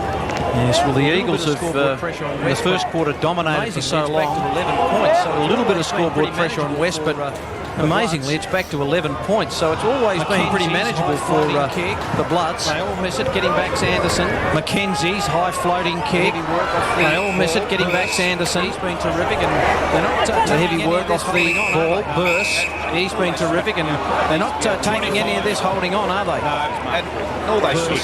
Player needs to be able the ability to move on. Willits running for him is Bonnie. Great kick by Willits. Terrific kick. Willits running for him is Bonnie. Good kick by Willits. Didn't have to break stride there, Chris Bonnie. Now what has he got? He goes with a left boot, awkward looking kick into the pocket. Opportunity for Keogh. Fed it to Ford Caruso. Thought about Borholm. He's good on left and right. Caruso just kicks a wobbler. And well done by Fitzgerald, just knocked it away from Still and A behind. West Adelaide, their intensity's been really good, West Adelaide, in the second quarter. They're hitting the dead, putting pressure on the ball carrier of the Eagles. So the Eagles now really just got to try and just settle down a bit with their foot skills. Here we go. Except for the inside 50. Backing now to Mackenzie. West leading every statistical category now, except for the inside 50. So the match is turning around. Tim Sumner at the back, good punch from Burse. Straight towards the hands of Ben Fisher. Spots a teammate further up the line quickly because the Eagles are dropping plenty of numbers back. Bonnie needs to just get it in there quickly because the Eagles are dropping plenty of numbers back. Punch in there from Eagles defenders. The throw in. Westies have got the momentum now. Man on man, one-on-one, work themselves back into this game. Sometimes more man on man, one-on-one all over the ground. No loose players, no free players lurking. Can you see any, Chris? Keeping one eye on they're all manned up very well at the moment, Jazz. Okay. One eye on the stats. Certainly keeping one eye on that, one eye on the play. One eye on the stats. Sitting under it now is Bonnie. Flew a little bit. Searches back. Ferguson didn't time it perfectly. Today. Sitting under it now is Bonnie. Flew a little bit early, but Ferguson didn't time it perfectly. He's all over Greg at the moment. Ferguson been outstanding. I'll tell you what, this is not beyond him at the moment. Willits was lurking. Backing it in. Yeah, this is not beyond Ferguson. He has got a big leg on him. Willits was lurking for the receive. Ferguson unloads. It's going to be about 5.5 metres short. Big fly at the back from Still. Couldn't quite get it. Jared searching for Roundtree. They should be able to bring it out now through Sikulella. Getting the bounce through is Jared. That has got nobody there. Jared Joel Tipper unloads in towards a 50-metre area that has got nobody there apart from Joel Tipper. Back in board to Burse coming up for disposal number 17. Over the top. Willits. Back in board to Burse coming up for disposal number 17. Next to the line's going to be Bonnie. Willits. Bonnie's got silver hands off. Next to the line's going to be Bonnie. Bonnie's got silver lock there. Needs to go longer than that, I feel. McCready starts a second. 2 kicks out from goal. Still starts a lead. Back in board. McCready starts a second. Through now is Homburg. Is it going to set up? Goes back in board. Work through now is Homburg. Is he going to set up for Caruso? Gets a creative sort of handball away. Bonnie. Hands off looking for Izard. The Westies boys Phil Raymond still down his haunches. Got an extra number at this moment too. The Westies boys Phil Raymond still down on his haunches after that last contest in the goal square. Hands off to Willits. Well spotted, Willits. I need to get it in there quickly to take advantage of it. Bonnie, hands off to Willits. Willits just unloads Going to be at the top of the square. They get a mark down there. No, they can't. The Eagles should be able to sit up this away. Keeping it on this outside of the ground. It should be able to sit up here for Anderson if he can get a common bounce. He's under heavy pressure though from Joyce. And now it's going to be a free kick for the Blades. That's a great kick. Ferguson busy tackling at times. The free kick. Ferguson they know their head's the free kick. They lead with their head. We saw Brokey do that earlier. Players these days, they know their head's protected. They lead with their head. We saw Brokey do that earlier. Ferguson today just tried to put a piece out of someone's chest with his head. Skills have dropped off. Ferguson Joyce did nicely. To Izzard too far. Roundtree just hacked it back. Skills have dropped off. Joyce did nicely. It was. Roundtree just hacked it back. Right in the centre. Kick, Michael. It was. Ferguson's got Bricknell right in the centre. Wants to keep it to the outer side. McCready. Well, the game hasn't been that much in front of Joyce to look at skills-wise. Well, the game hasn't been that much to look at skills-wise. And there's another example of it. Ferguson certainly kick from McCready just floats out of play. They missed him last week. Ferguson's certainly been important down here for Westies boys. They really missed him last week, and their defence really let them down. And the Eagles with 9 individual goal scorers and 5 multiple scorers last week, you would have thought their form would have been all over Westies today. Really struggling to get any ascendancy. Not functioning at the moment. Both sides really struggling to get any ascendancy. In goes Raymond. Well done by Roundtree to Knights. I thought he just placed the football on the ground. No free kick. Brega, slow. Kick by Roundtree. Just up and under. How many turnovers in this quarter? So many. Willets with a real spear. No free kick. Taken by Day. Day's got to hit a target. His target is Sumner. He just kicked a kind bounce. Who's going to attacking it is Bricknell. Outstanding work. Bricknell kicks it high. Who's going to take a fly from here? Up they go. No one can take the mark. Byron Sumner's there and beat to see it out of play. They set it all up. Well played. Scotty Bricknell took the bit between the teeth and attacked the football. Flew in with the glove. Michael Still. Dangerous man who flew in with the glove. Got the arms free. Dangerous times for the Eagles. Day. Joyce. Got the arms free. Jarrett. Fendon. Thought it was high. Keogh. He's caught. Cully's got him. In goes Ferguson too high. See, clumsy tackling. Got to get down low. Yeah, it certainly has, Jars. Westies are hitting the contest hard. Their intensity's lifted. Yeah, it certainly has, Jars. Ferguson goes still. Can't take the mark. And he puts it roaming. Caruso. Little fork. Shot goal. And he puts it through. It's back to 4 points. We've got some excitement. Well done, well done. And West Adelaide have really worked themselves back to the game. Eagles have stopped running. They've got some tired players out there. The body language to me just looks a bit suspect. Andrew Rogers could tell me otherwise working down on the boundary, but they're under some pressure, West Adelaide. The Eagles, their defence is working overtime, and they're dictating the ball movement, West Adelaide. They're hitting their targets a little bit better with that shorter kick. But some real good signs there from West Adelaide to bounce back in this second quarter. And the coach will be slightly pleased at half-time. Andy Collins, every time the Eagles have tried to run it out. Yeah, boys, I reckon we say they've locked it in their forward line really well. Every time the Eagles have tried to run it out, they've hit a wall. They've pushed it back in. It just weighted numbers there. They're eventually going to get a goal. It's a great coming goal from Forder. He unloads up once. They still get another centre clearance now through Nat Caruso. He unloads up towards the top of the 50s, searching it there for Silverlock, leading in the race for the ball. Good pressure in there from Fitzgerald. Silverlock shows him a clean pair of heels. Each out. Good smoke today from Sumner. Day. He's coughed it up now. McCready. He's freed up from the space, I reckon. Mark Keogh. And they're going to play the goal to Caruso. You bet they are. The Bloods have now hit the front. Trailing for all of the first half. The Bloods have now hit the front on the edge of half-time. Have a look at this. Brady, it's settled too high. Good decision by the umpire. And Sumner did a great job to smother the ball, and West Adelaide dizzy. The play kept his feet down. They don't want him lurking around.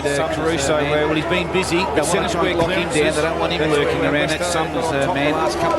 But centre square clearances, that's where West Adelaide have got on top the last couple of clearances. And that's the key in today's footy. You get the ball out quick, get in the forward line. It's all man-on-man football. Don't see any free players out there. Can you increase the line? He has. He's all man up. 3-2. Brian Ferguson has been outstanding in this second quarter. He has. Kicks it home. 3-2 to a point. Out of the centre. Sikalala. Kicks it high.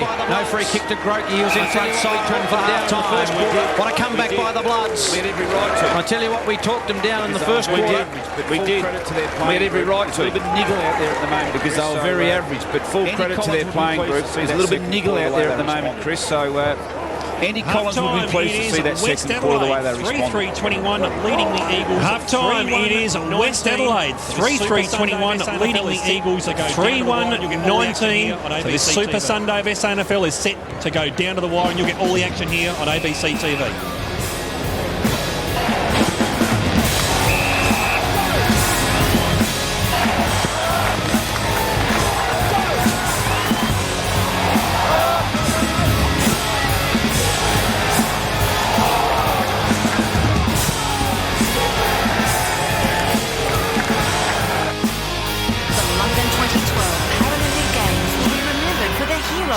The London 2012 Paralympic Games will be remembered for their heroes, featuring for the gold and special guests for the spectacular closing ceremony, featuring Coldplay and special guests. Join Adam Hills live for the London 2012 Paralympic Games closing ceremony tomorrow morning from 5:20 on ABC One. ABC 2 and ABC 1. So and haven't the Paralympics been outstanding? Watched a lot of it on ABC 2 and ABC 1. So live from London, that closing ceremony tomorrow on ABC 1 at 5:20 a.m. Really enjoyed the Paralympics, and I'm sure you have at home as well. Well, the under-18s really starting to gear up for their finals.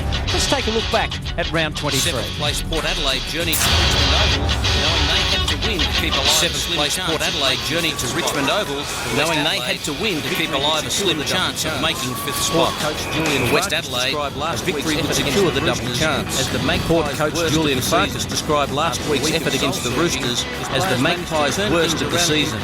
After a week of soul-searching, his players managed to turn things around completely by winning every quarter against the Bloods. Port played fierce, determined footy, whereas West lacked intensity all day. And Jack Hasmer is a skilled inside midfielder who hails from Cummins and boards at Sacred Heart College. He returned to the Magpies lineup and really had a day out. He does all the important 1%ers and rarely wastes a possession, either by hand or foot. Jake Johansson, whether playing as an inside mid or an outside mid, managed to rack up 26 disposals, 7 tackles and 7 clearances, as well as slotting a goal. Sean Davidson has been playing in defence and in the midfield. He was moved to half forward and finished with 5 goals. He provides a real physical presence. His 5 tackles also shows he works hard in the contest. Travis McIntyre is an under-16 on-baller who thrives on the tough stuff. He leads the Magpies tackle count and playing another 8 tackles. He's on the way to gathering 24 disposals and 5 clearances. His brother James came to the Magpies from Salisbury West as a goal-kicking forward. He's making a name for himself at Port Adelaide as a defender. He shows good leadership and doesn't make too many mistakes, an important quality in someone who plays down back. For the Bloods, Nick Fabretto from Cabra College provided plenty of drive out of the centre, racking up 31 possessions, 10 marks, 3 tackles, 7 clearances and a goal. Kane Mulvaney from Unley High followed on from last week with another polished performance in the back pocket, providing some run out of defence. Brian Anderson is a strongly built 16-year-old from Westminster College who played on a wing and as a midfield rotation. He knows how to find the ball and made the most of his 17 possessions and 4 inside 50.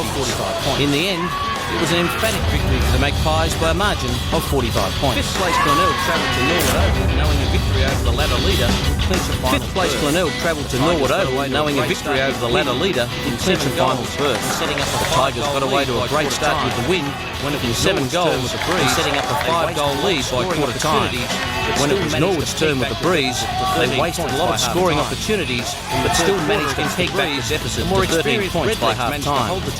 In the third quarter against the breeze, the more experienced Redlegs managed to hold the Tigers and restrict their scoring opportunities. For the Redlegs, Joe Zatto is really starting to find his feet after missing the first half of the season to a knee injury. The on-ball did some excellent work around the stoppages, collecting 22 possessions, 12 clearances, 5 tackles, as well as pocketing a goal. Matt Hicks played in the state under-18s as a key defender and is now playing for Norwood as a key forward with great success. 16 disposals, 7 marks and 6 goals. It was a good day at the office. Norwood coach David Oakey was pleased with the effort of Orazio Fantasia. He was returning from an arm injury. Playing across half forward, the under-17 player made good use of his 15 disposals and 6 inside 50s. At the other end of the ground, Coach Oakey was impressed with fullback Matt Bauer, a 190cm under-16 player who can play as a dow defender as well as providing run and carry out of Manual College. For the Tigers, Billy Stretch, an under-16 player from Emmanuel College, had an outstanding debut at under-18 level. Playing out of a back pocket, he showed poise, good decision-making under pressure, and used the ball well. 14 rebound 50s from 24 disposals and 4 tackles, a stats to say that he has what it takes to succeed. Billy Laurie, playing at centre-half forward, continues to present well and contest. He chased, tackled and finished off his good work by kicking 3 goals. Tigers coach Adam Blakely made special mention of his half-forward flankers. Tyler Baker made the most from limited opportunities, finishing with 5-1 from 10 disposals, while Nick Mosey, a boarder from Prince Alfred College, was busy collecting 19 disposals, 3 tackles, 4 inside 50s and a goal. A 6-goal-to-2 final term saw Norwood earn a hard-fought victory by a margin of 11 points and secure the minor premiership. The Redlegs now face a double bye in the lead up to their finals campaign. North Adelaide played host to South Adelaide at Prospect Oval, knowing it must win to keep the flame of finals hope and were never headed all day. The Roosters got off to a flying start with an 8-goal first quarter and were never headed all day. Kane Bowley came back from a stint in the reserves and was outstanding. Playing in the midfield and across half-back, he collected 30 possessions, 7 marks, 7 clearances and 8 inside 50. Henry Trenorden also returned from a month in the reserves and playing across half-forward and in the midfield, he racked up 21 disposals, 5 clearances, 8 inside 50 and bagged 4 goals. Darcy Knoll is a country lad who's a boarder at Sacred Heart College. He was impressive on a wing, has a good turn of speed and uses the ball well. 20 disposals and a goal is a good return for 18-year-old. Liam Jacker continues to be Mr. Consistency. The 17-year-old chalking up yet another 20-plus disposals from the wing and across half-back. For the Panthers, the debut of 15-year-old Tommy Borum from the Aldinga Football Club was a real good news story. Due to a number of injuries, he got the call-up on Thursday night. Jeff started from the bench, went to half-forward and a run in the midfield. He is definitely a player of the future. On a wing, Ben Heaslip is an under-16 player from Prince Alfred College. Playing on a wing, he knows how to find the footing, has clean hands and a good long kick. 27 disposals, 10 marks, 4 clearances and 10 inside 50s is impressive. Another under-16 player who continues to shine is Rover Caleb Daniels. Although quiet in the first half, still ended up racking up 26 disposals, 10 clearances, 6 inside 50s and a goal. The Roosters were just too strong, running out comfortable winners by a margin of 66 points and are still in the hunt for a finals berth, if only just. The match of the round was at Woodville Oval, where the fourth-placed Eagles chasing the double chance. The match of the round was at Woodville Oval, where the fourth-placed Eagles chasing the double chance faced up to second-placed Sturt, chasing top spot. The Eagles won the toss and made good use of the breeze, kicking 5 goals without a miss to set up a 22-point lead at quarter-time. And then the Double Blues hit back with 3 goals in the first 5 minutes of the second term, and then another at the 10-minute mark to bring the game back on an even keel. The Eagles were successful in shutting down Sturt's run and momentum in the later part of the second quarter, and in a hard-fought third quarter was able to eke out a 3-goal lead by 3 quarter time. Sturt suffered a blow when ball maker Wayne Wilson was forced to leave the field in the third quarter after rolling an ankle. Prior to his injury, he had gathered 31 possessions, 5 clearances, 4 inside 50s and a goal. The Double Blues missed his quality of kicking into the forward line. Eagles on-baller Sam Rowland is a real inside player. He goes in and gets the ball and knows how to use it effectively. 37 disposals, 9 marks, 9 clearances and 4 inside 50s say it all. Matthew Madonna had another busy game in the midfield, collecting 32 possessions, 8 marks, 5 clearances and 5 inside 50s. Cameron Giles performed well in the ruck, getting his hands 24 hit-outs and also did a lot of good work around the ground, gathering 21 disposals and 5 marks. For the Double Blues, Brad Hartman followed his fine form from last week, playing at full forward and rotating through the centre. He collected 29 disposals, 6 marks, 4 clearances and kicked 5 goals. Sturt coach Michael Borden praised the performance of Broome Guilfoyle playing at centre-half back. His defensive work was sound, and he also provided good rebound. Coach Borden was also pleased with the effort of rover Elijah Rupsek, who was in and at inside, racking up 23 possessions, 5 tackles, 9 clearances, and 6 inside 50s. The double Blues probably thought coming home with the win would bring them the victory. The Eagles managed to squeeze out a well-earned 17-point win.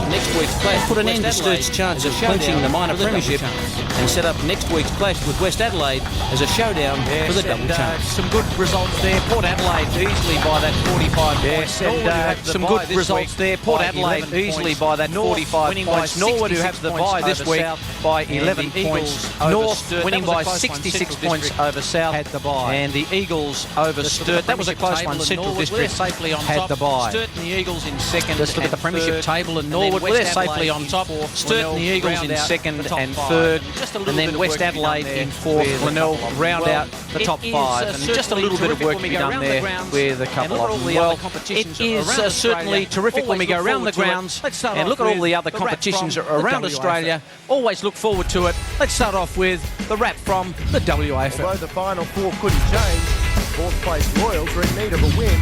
Although the final 4 couldn't change, 4th place Royals were in need of a win. Had some confidence with the finals only a week away. Unable to make the 4, the Falcons were playing for pride. Also farewelling a favourite son in Brett McGrath. The jittery Royals defence in front of goal helped Cody Manning get the Falcons off to the perfect start.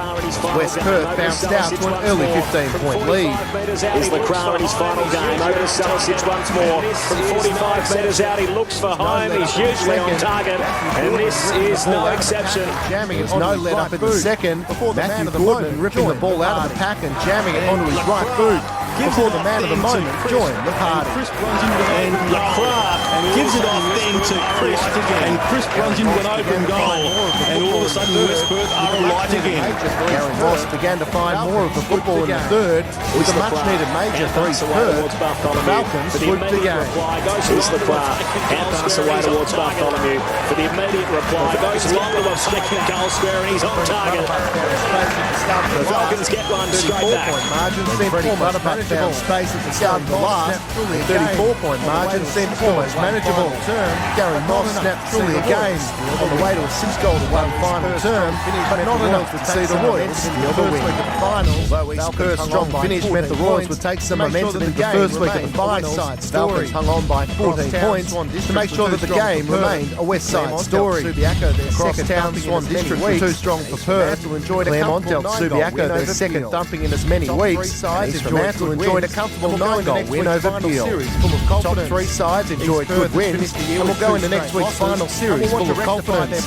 East Perth has finished the year with 2 straight losses and will want to rectify their problems ahead of their semi-final clash with the Sharks. Sunny day in Port Melbourne, always ready for Williamstown to assert themselves. Flat track and a sunny day in Port Melbourne, always ready for Williamstown to assert themselves as the form team of the finals. Having won their last 6 outings, culminating in a 4-point win over Geelong. With just 1 win since round 15, out-of-form Bendigo would need to turn things around to challenge the Seagulls and keep their premiership dreams alive. Bendigo absorbed the pressure in the first quarter. Josh Freezer too cool for a disorganised push forward by the Seagulls. It was all bash and crash as the goal kicked away through Sam Monaghan.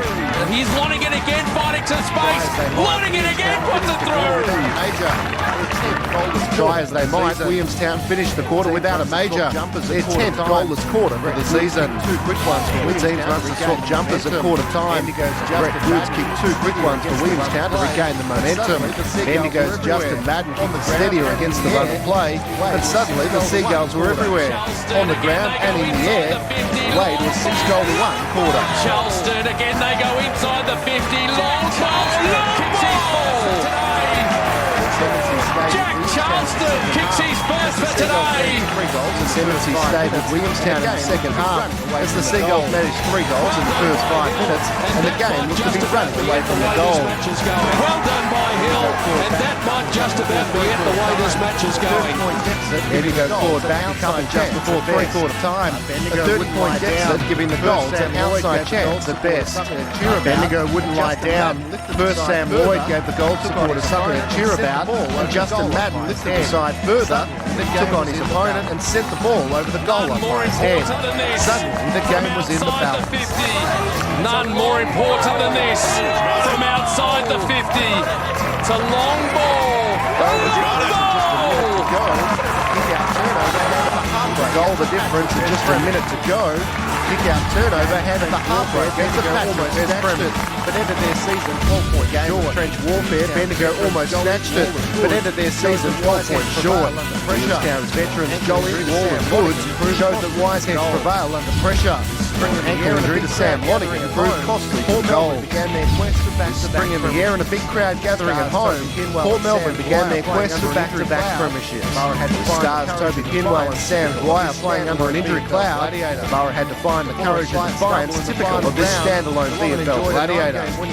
Before a slight stumble in the final round, Geelong enjoyed a 9-game winning streak, riding the wave of its big brother success at Kardinia Park. Geelong scored first, but the home side answered with 3 in a row, culminating with Shane Valenti. Big Cat Shane Kirsten marked solidly in defence, inspiring the visitors to bite back. They did so through Jonathan Simpson straight from the bounce.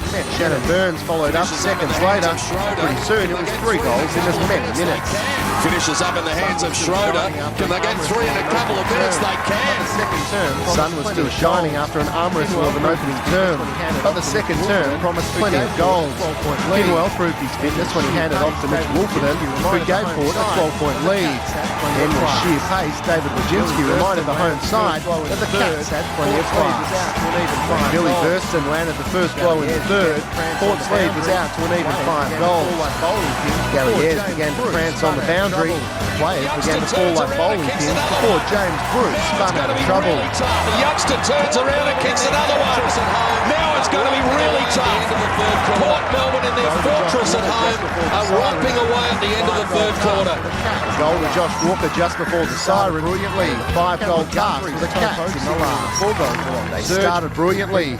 Cameron Guthrie's toe poke signalling a 4-goal drive surge bring the Cats to within 3 points. At a crucial moment, however, Dean Galea stemmed the flow with a crunchy hat mark. Fittingly, the game breaker was Kinwell. He squeezes a little kick. Toby Pinwell's already been the hero, and he adds to his status now. That's put it in the book, and he knows it. In a free-flowing game, arguably the best of the season, it was sheer resilience from Port Melbourne that saw them prevail over a gallant Geelong by 22 points and book a place in the preliminary finals. In the other games of the first week of the finals, Box Hill beat Sandringham season with a 5-goal win. Werribee kept Casey to just 3 goals in blistering conditions at Casey Field. You can catch them at 2:30am. Always enjoy the wrap of all the games around the country. You can catch them at 2:30am in all of the states, Wednesdays, Thursdays and Fridays. So always enjoy that, and it's good to see some of those players playing in the competition. You catch up with all sorts of them. Well, you've got Andrew Rogers on the boundary line, and Andrew, you've been hovering around down there at Westies and a little bit upset about some of their turnovers they've had in the first half. Yeah, certainly in the first quarter, boys, we really noticed the high number of turnovers they have. They turned the footy over at a defence, but in the second quarter, it really turned around for them. They really pressed hard into defence. They held the ball in their forward line, and so a lot of those players who turned it over in the first quarter really didn't become involved with the play. You can see here, we've just got a package here where they've just kicked it out of bounds on the floor. They've made poor mistakes. Here's Ryan Willits out of the fence who misses a target. It's just some basics of footy. And Kurt Thompson, who's been one of the chief instigators today, unfortunately we'll see a number of Kurt Thompson errors as he's come out of defence. There's a basic drop mark by Mark Whittingham. So really early on in the first quarter, they really struggled with kicking, hitting their targets, making correct decisions. But then we saw, I think there's another one from Kurt Thompson, who just kicks it to the wrong side of his opponent. So in that second quarter, they actually started to tidy that up a little bit. They pressed hard forward, held the ball in their forward line, and made better decisions with the footy. They can still get better, but we saw a marked improvement in that second quarter. Thanks for that, Andrew. And I know another Andrew Jarman, you were very critical of the turnovers in that first half. Yeah, young Thompson, but Andrew was right. West Adelaide got themselves back into that game. Ben, you've been having a bit of a Ben Knight's also been down on the boundary line for us. Ben, you've been having a bit of a scrutinisation of the Eagles tackling in that first half. Certainly have, Michael. And look, the Eagles, they started really well. They've come out of the blocks. We know they've got some hard nuts in their team, and I guess the pressure was up early. And with our package of the tackling that the Eagles have done throughout that first half, you'll notice a bit of a trend, I guess. In the first quarter, a lot of the tackling was done in their forward 50. There were a lot more forward entries. We see here a couple of examples from Lee Staple and there Phil Raymond play a good tackle. That forward pressure that's talked so much about these days, locking the ball in the forward 50 and so forth, that was great from that first quarter. In the second quarter, not quite as much down that forward 50 for the Eagles, but again their tackling has been substantial. Chris Knight's laid a really strong tackle there, and in terms of what the Eagles want and what Michael Godden wants from them, he wants that attack on the footy, he wants the free run. I guess in the first place you need that pressure to stop the West run and you stop the West opportunities going forward. So from the forward 50 in the first quarter to the back 50 in that second quarter, maybe it's got something to do with the wind, because as Jazz has tried to pick up a few times, it has sprung up a bit at half time. There's probably a goal advantage to left of screen for this second half. I think he might have thrown the Jazz early in the piece, but he's fighting back. I've got to say, there's the quarter by quarter, and 3 goals, just the one behind in that first, but West did really come back in that second term. Full credit to them too. Andy Collins gave them a message at quarter time that they got to start winning contested ball, and work rate had to lift. But 6 goals in a half of football, you wouldn't be happy as a spectator to see that, but you can understand Eagles are here to try and win the game, and West Adelaide don't want the Eagles to win. Not much work for Deb Lloyd to do in the stats department in the van there. Grokey and Goldsworthy, and then Ford Caruso, the only multiple goal scorer, and he got those within about 2 or 3 minutes of them. So Ford Caruso has been pretty nippy for them. What do you make of the stats? Well, you can see a trend, a bit of a trend there. The centre breaks 5-3, very important, a quick kick out of the centre square, but West Adelaide had a lot more disposals there. They're up around 190 now compared to the Eagles 148, so they control the ball in that second quarter more so. Inside 50, look at that, 24-17, so West Adelaide really working hard, and I thought the captain, Ryan Ferguson, really stood up in that second quarter. Got underway. Yeah, he was outstanding. Well, Sturt winning by round 24. Got underway yesterday at Albert Noble. Sturt winning by 5 goals won, so 31-point win there. And Port Adelaide had a lot to play for, and they didn't really give a yelp. They blew it. And last night at Elizabeth was North 93-76, so North winning by 17 points. West lead this contest by 2 points. It's been much free-flowing football, but down the bay, Glenelg lead by 8 points, and that is very, very important for them. And Glenelg just have to keep on going, but the Eagles have got to find a way now. They're 2 points adrift. They've got to find a way in the second half. They're under pressure, and I'd like to see Nicky Godden put McKenzie on the ball or put him up forward. You've got to start kicking. You need a 5-goal quarter in this third quarter. The Eagles, they're going to try and win this contest. But in the free kick count, though, Michael, very interesting. West Adelaide, they're dominating the free kick count, where I think they've got 8-zip free kicks in that second quarter. It was. Fans went off, they went crazy. Well, another man who's waiting to go crazy is Chris Kendall, just about ready to go for the third. So right now, Glenelg sit in the finals. Have a look at how Michael Godden set up the forward 50 there for the Eagles. He's got Tippett and Grokey are the only 2 men down there in the attacking 50. They're going to keep it very open for Grokey to work into. A big nest for the Eagles who have been centre half forward every week. The challenge has now been thrown down to the Eagles who have been playing elimination finals every week for a long time now. The umpire's going to roll to call that bounce. Too many umpires who are very good in every facet. I quite agree, Jazz. I think there's too many umpires who are very good in every facet except for the bouncing, and that seems to hold them back in their development in some ways. Lewis. Goldsworthy, good, strong mark. Keeping it out towards that half-forward line. Goldsworthy, good, strong mark. Now he needs to get it in there quickly towards Grokey, who's on a hard lead. Good pressure from Tippett. That was enough to create the spillage. Goes back in. Gets the handball away down to the direction of Bleasy. Back to McCready. So McCready, the first half. Searching now for Fort Caruso, the goal-kicking hero of the first half. In the space of 80 seconds, he turned the game on its head. Need to try and start well. Bloods, the Eagles need to try and start well. Bloods won't mind dropping numbers right back into that defensive half. Spins back in. Try and stifle the run for the Eagles too often. Burst spins back in. Lewis gets the hit out. Not a stat we call too often. Burst, Sikalella. Underground handball. He's been taken on. Goes to the Eagles. And the first free kick for 35 minutes of action goes to the Eagles, and it's going to be to Sika playing his last game at the Woodville Oval. It's a good decision by the umpire. Sika had his head over the football, contested footy, and he loves that. He thrives on our Sika. Yeah, I mean, fair. I'll give that. Eagles just don't have that seagull coming forward. When Grokey dropped that mark, he needed a little bloke. Knows this ground seagull front any square. other player in the arena. So Justin Sikalila. He knows this ground better than any other player in the arena. Margin is back to the narrow. Sometimes that breeze can be a little bit tricky. Margin is back to the narrowest of margins and yards. If that was the AFL, Thompson probably looking at 2 weeks suspension. Yeah, you're probably right, but yeah, Sika's sexual goal kicking. Beautiful kick, nice. That wind, that's playing up down there. I'm convinced it's a 3 or 4 goal into the breeze. I'm sure it is. Weather girls down there.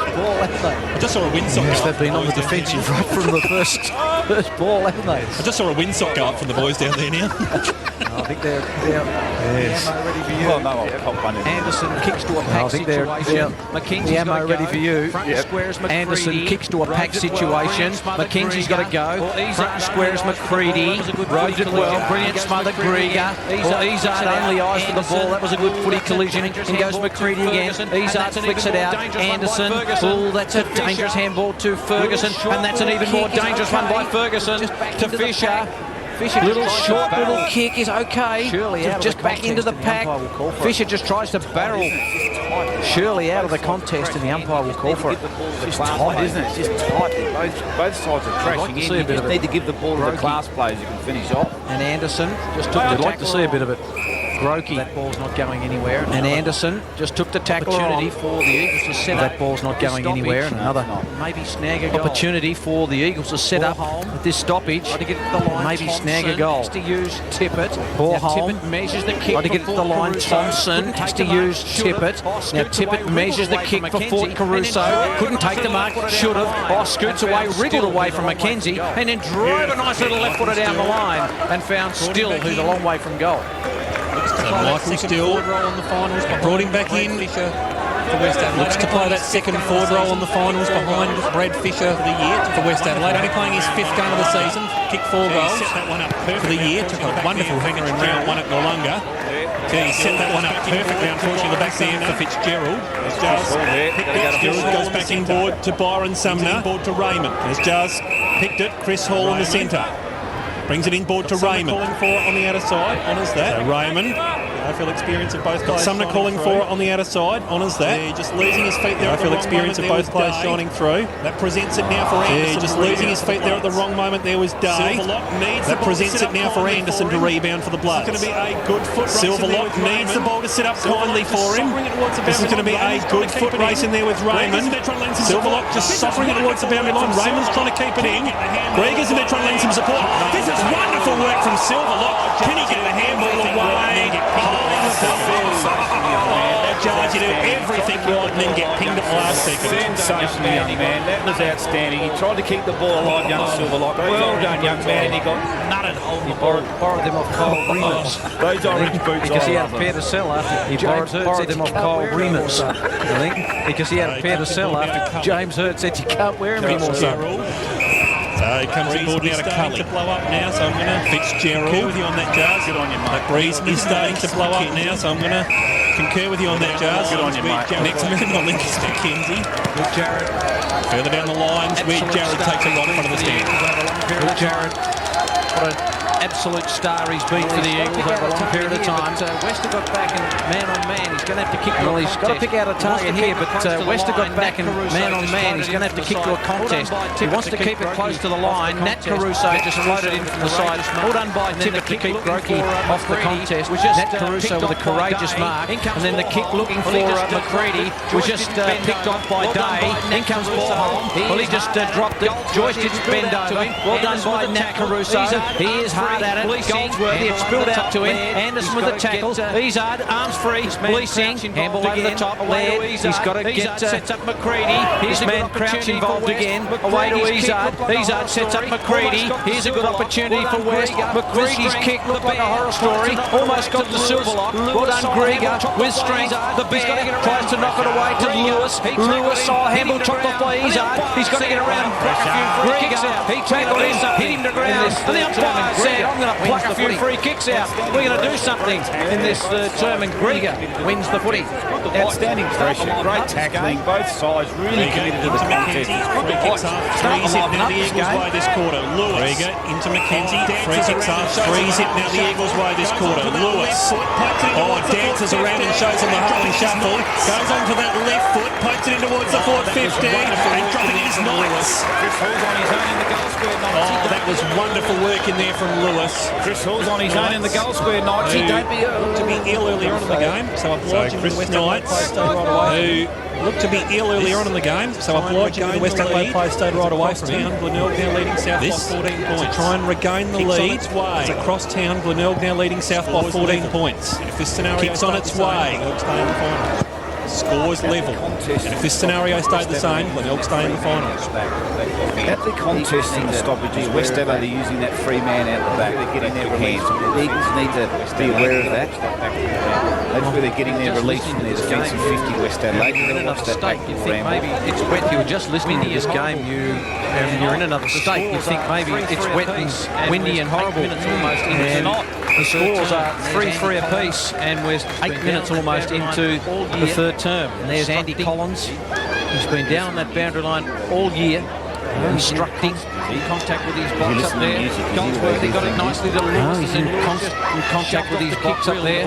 Goldsworthy got it nicely to Lewis, and then Lewis just shoved off the kick, really. The ball just dives away and rolls out of play. So another opportunity. Mick Godden just sitting there. He's been to hell and back this year, Mick Godden. Look at those grey hairs inside of his head, Paul Mickey. He needs to get that bleached over somewhere.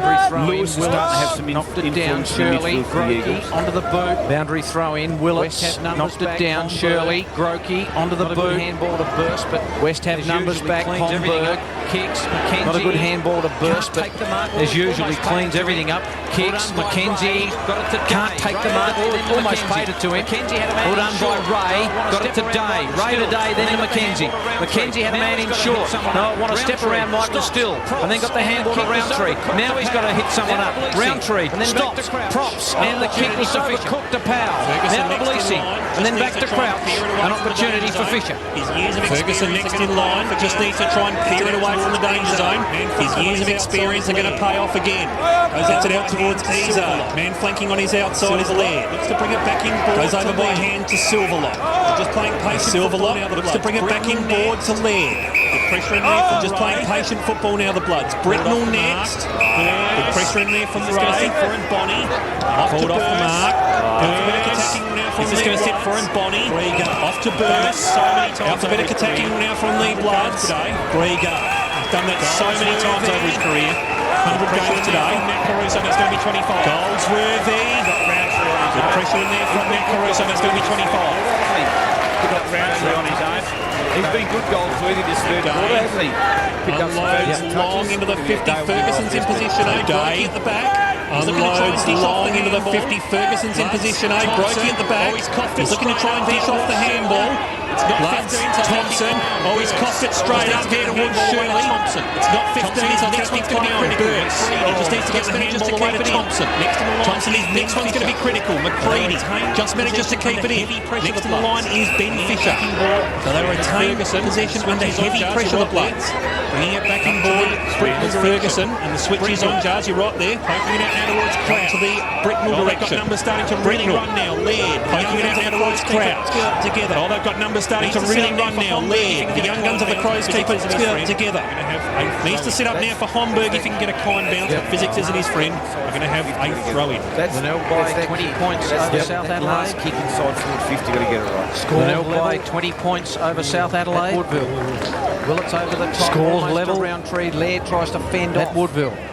Willits over the top, almost to Roundtree. Laird tries to fend off. Another ball upcoming. What's the free kick count in this third quarter? Number one stats man in Australia.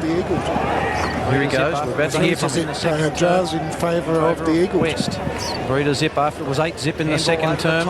Favour of West. Homburg's got to get it high. Handball over the top. Izard uses Homburg. Homburg's got to get it high. He does. Went left, then went Borholm. Couldn't take the mark. Sumner's mobbing up at the back. Went left, then went right. And back to the left again. Cully, handball over the top. Lewis, Roundtree. Roundtree's got to hit up a target. He's got Ray.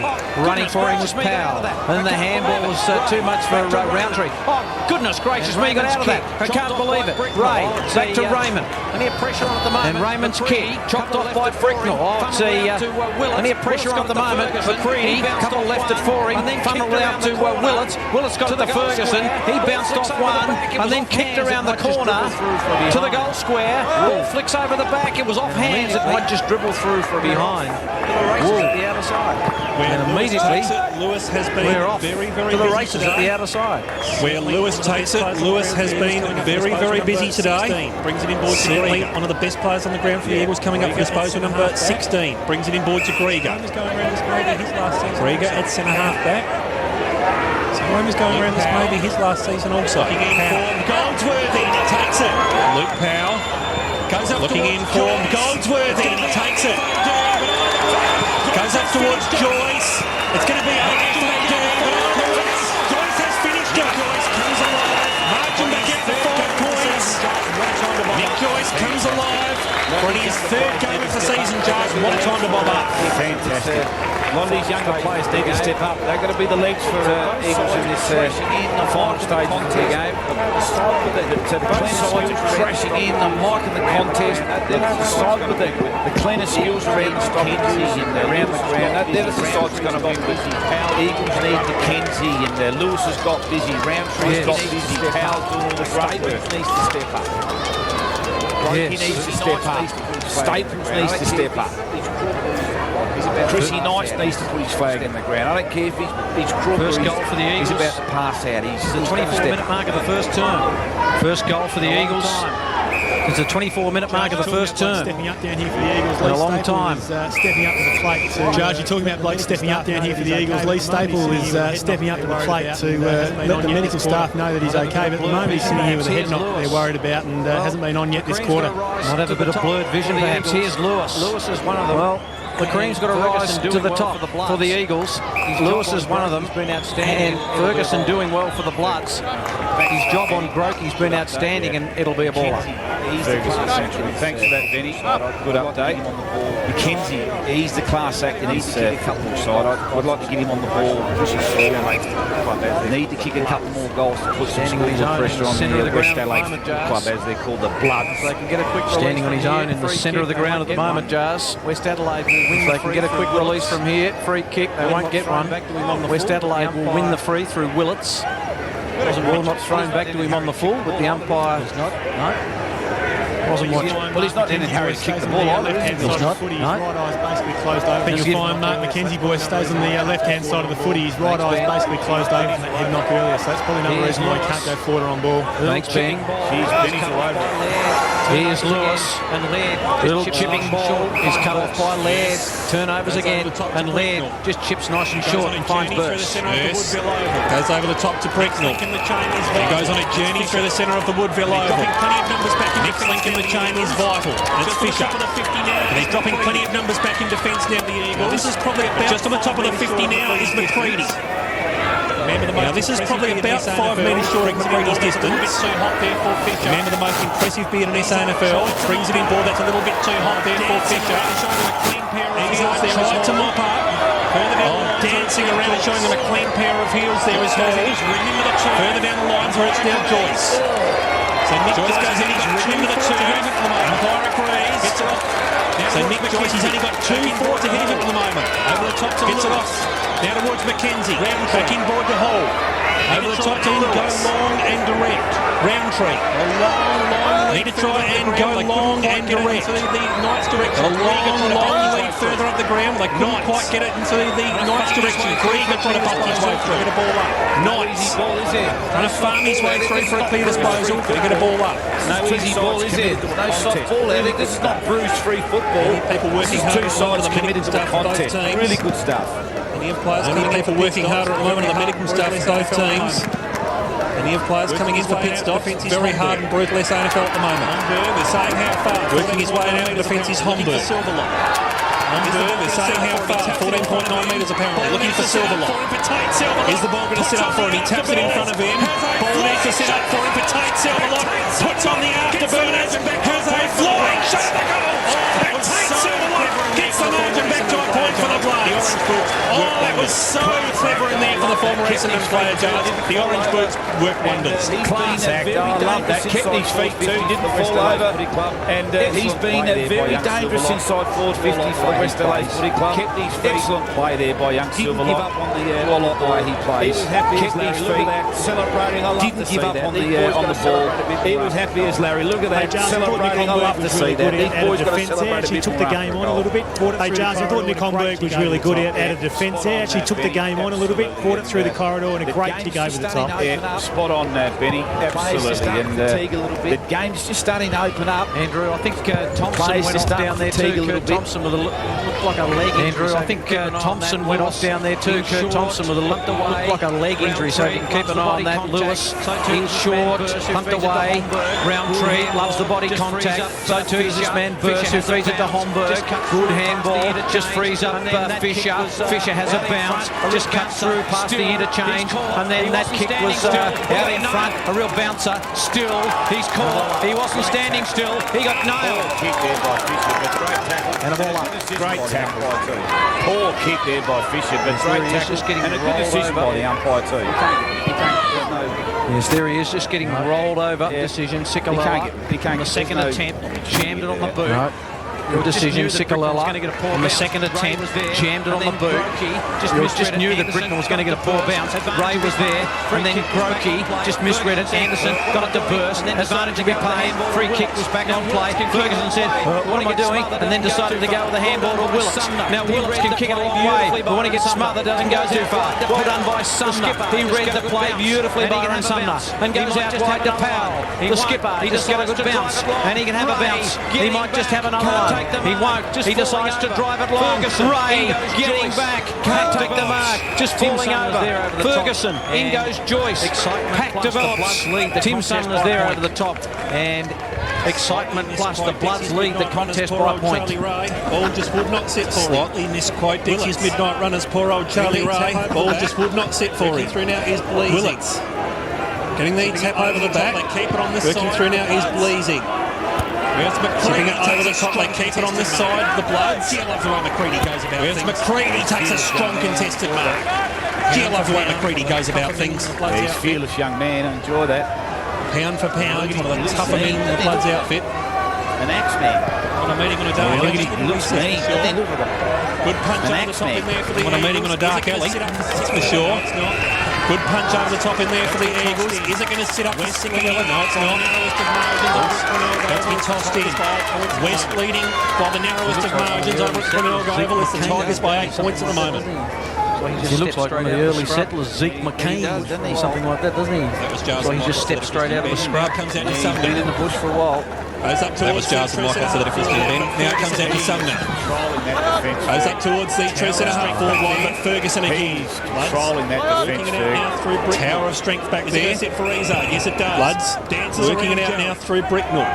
Is it going to sit for Izzard? Yes, it does. Dances around Jarrett. Goes long and direct. He was looking for Keogh, a little bit too long for him. Just an update on Kurt Thompson, left ankle. Throw in. He's all strapped up, ready to go back on note. Or it's just an update on Kurt Thompson, left ankle. He's all strapped up, ready to go back on note. Try and settle things down. Need him back there at the moment, Thompson. Time on of the final turns to try and settle things down. That's ticking to time on of the final turn. Eagle trying to work his way through now. Gets the tap down. McKenzie. Eagles trying to work his way through now. Byron Sumner just has that knack of finding McKenzie out towards Byron Sumner. Shirley. Byron Sumner just has that knack of finding an extra metre of space so quickly. Shirley. Back to Jared. He's had 5 marks. Jared Jeezy's kicked it to a nest of bloods and Ferguson cuts it off. He's had 5 marks and he's had 15 disposals at centre-half back. He is controlled this game. Nest of Bloods. A nest of Bloods, Chris. Nests today, haven't they? Nest of Eagles. Michael nest Still. Of Bloods. They've kicked it to the nests today, haven't they? Michael Still. Long kick by Still. Over the back. And I don't know it. Long kick by Still. Over the back. Chance for Keogh. Driving it brilliantly at his best. Sikala. And then feels the kick off beautifully and finds Joyce. Joyce, a stumble. But he wants to get on with it. Out to a 2-on-1, but the kick's got to be perfect for Fitzgerald. And it was. Fitzgerald, he's got Hall running for him into space. He just waits. Been impressed with him. Easily the best game I've seen. It may come to Shirley before it gets to Hall. And I haven't seen Shirley. Been impressed with him. Easily the best game I've seen Rob Shirley play. And I haven't seen the Eagles play too much. Thanks, Ben. Eyes on Lee Staple, boys. He's back on. He's been chasing the bit. And then he'll win a free kick. Kick into the man on the mark by Shirley. And then he'll win a free kick for over the shoulder. He's a little bit fortunate there, Rob Shirley. Decides, I'm going to kick it this time. I'm going to go to you, Mark McKenzie. And he wriggles away and just sells some candy. I tell you what, he'd make a great salesman, this bloke. Away goes McKenzie. Back to Jared. Now back to McKenzie. He threw inside 50. McKenzie goes long and then just turns it over. We've seen that so much. And Ben Fisher takes the mark for the Bloods. More turnovers in a bakery today at the moment. Bricknell back. Let's tip it. Looks to cross it back. No doubt about that. Or it's tip it. Back onto a list. Tip it. Who's destined for the AFL next year? No doubt about that. Receiving it there from go back onto a list. Willits has been called to play Willits. And elects to go backwards. Just receiving it there from Laird. To Fisher. So Willits has been called to play on and elects to go backwards. Just working it around those flanks to Fisher. The Bloods. So again, they're just working it around those flanks carefully, the Bloods. Anderson's backing forward to Nat Caruso. Off by hand now towards Pratt. Anderson. Anderson unloads. Deep and long in towards that forward 50. Sees the ball going to sit up there for Keogh. Caruso's in there on hands and knees. Sumner shows so much enormous and poise in that last line of defence. McKenzie keeping it out to the McKenzie direction. So McKenzie. He's got a bit of time and space to move. They need to move the ball on quickly though, the Bloods. Trying to keep straight out of the back there of Bonnie. Bonnie trying to keep it in now, the Bloods. Leasing's unable to be up to the task. 18 disposals and throw in. Thanks to Corey Ogilvie doing a wonderful job on stats as always. 18 disposals and 5 marks to go. Thanks to Corey Ogilvie doing a wonderful job on stats as always. And a fantastic addition to the ABC team this year. Lewis just picks Rieger into the direction of Joyce. Lewis just picks the pocket into the direction of Joyce. Shirley's in there trying to lend some support. Now comes back out to Crouch. Working out through Fisher. West Adelaide. Gee, they just big flight in the back there from Raymond. Playing the game on their terms at the moment, West Adelaide. Big flight in the back there from Raymond. Is the ball going to work his way through now is Keogh. Dances through traffic. Is the ball going to sit up there for Day? It does. Day keeping it on the outer side for Roundtree. Tries to get those old legs. Next one's got to hit a target. Sikalella tries to get those old legs pumping. He does, keeping it further on that outer side of the grip. Well, it's a real old-fashioned arm wrestle. This one, Jars, is going to go to the wire, you'd think. Sumner's done a power of work down in the defensive 50 for the Eagles, and they're getting nothing from their Eagles forward line. Scotty Lewis takes a break. 24 minutes gone, third term. Won't be a long quarter, you wouldn't think. Scotty Lewis takes a break. 24 minutes gone, third term. Won't be a long quarter, you wouldn't think. Just a couple of goals kicked in it. It has been a goal drought on a beautiful day for football. How often we said that? It has been a goal drought on a beautiful day for football. There's a lot at stake though. And there's the siren. It is three-quarter time, and Jars, it has been with three-quarter time. Well, just an arm wrestle. 27 plays 28, and we're three-quarter time. It's crazy. Can't believe you said that. It's been hitting in dogfight by both sides. No one wants to give an inch, and they're really hitting in hard. Please, both coaches Super Sunday of SANFL. It's set for a fantastic final term here of Super Sunday of SANFL. It's West Adelaide leading by the narrowest of margins, 4-4, plays 4-3.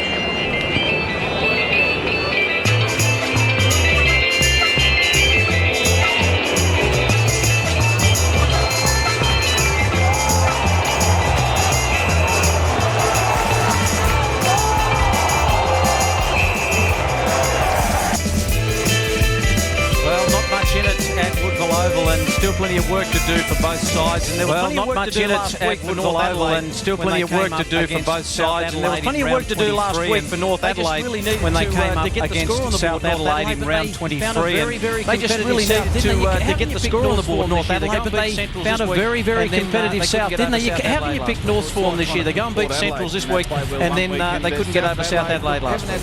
Trying to pick Port Adelaide, and they played well one week, and South Adelaide haven't had the best of records down there on their home deck, have they, this year? Needs to be a fortress, and North Adelaide, I don't think they arrived mentally to play against South Adelaide, and they paid a price. No, they didn't, and Ron Ford, appointed for 5 years down at South Adelaide, a good move. I think he's been there now, completed his third, I think, so almost ready to complete his third. There's Michael Wunke just dribbling through a goal. He's probably got to have a look around. You don't know whether Angel will still be there, perhaps.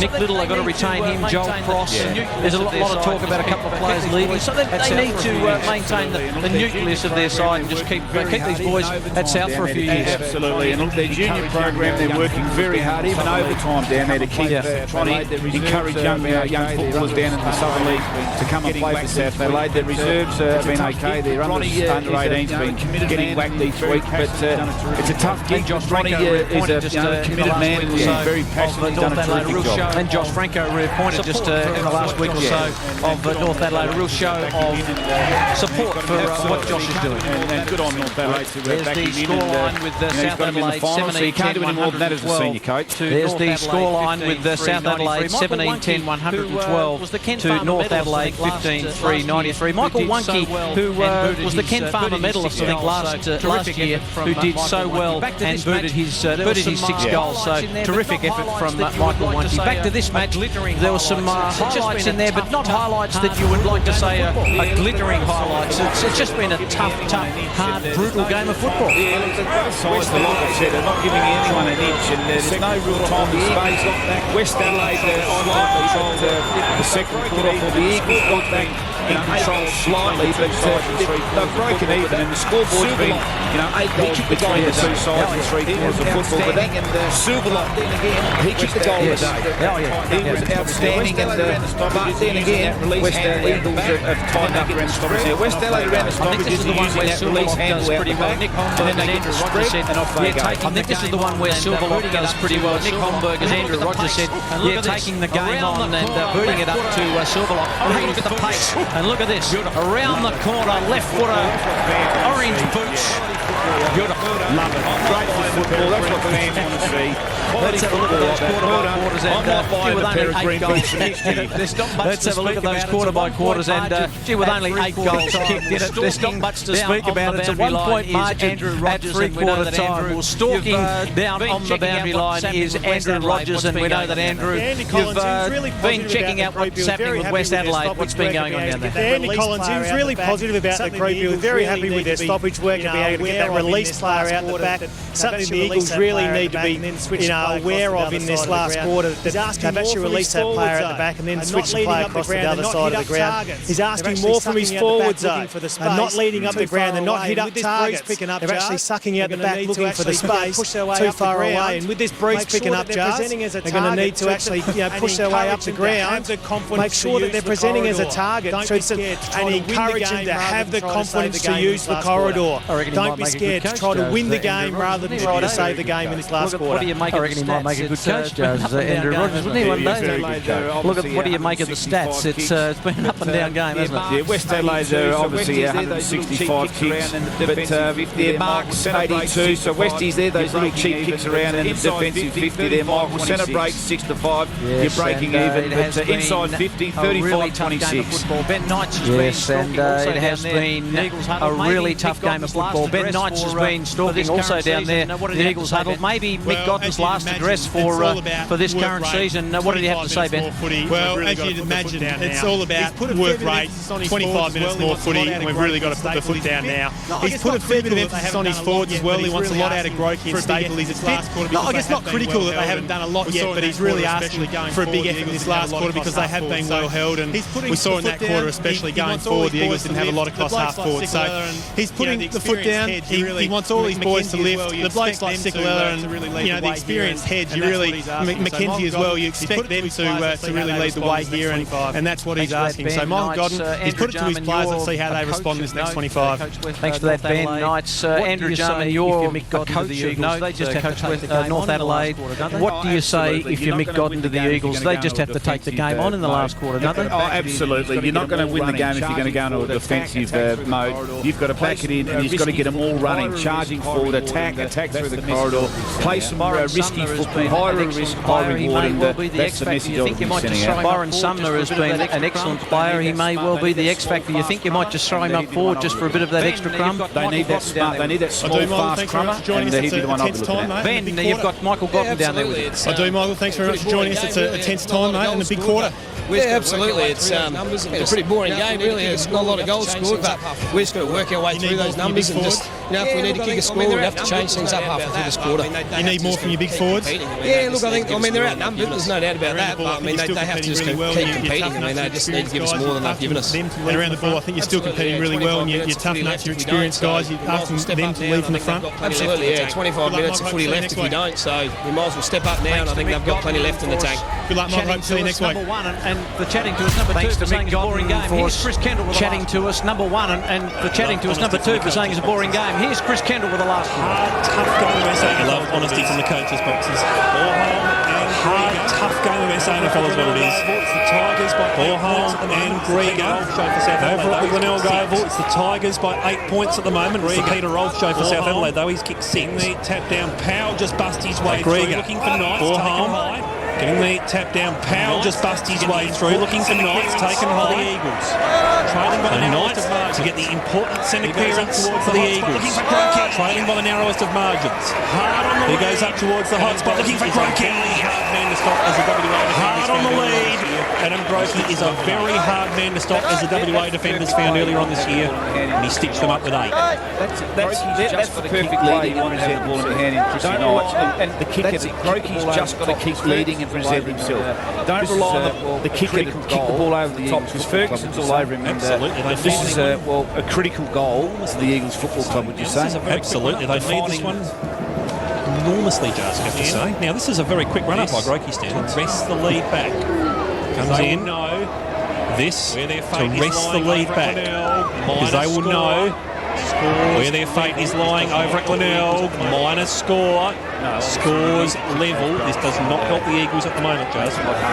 No, obviously you need to kick those goals. Yes, it's been one of those days. Makes it a lot harder for his teammates. What did Mickey Godden say? Yes, it's been one of those days. 8 goals, 8. Boring. What did Mickey Godden say, Michael? Pretty boring game, really. They were his words. Yeah, that's right. He did. We concur. He said, pretty boring game, really. They were his words. You've just left me. We concur.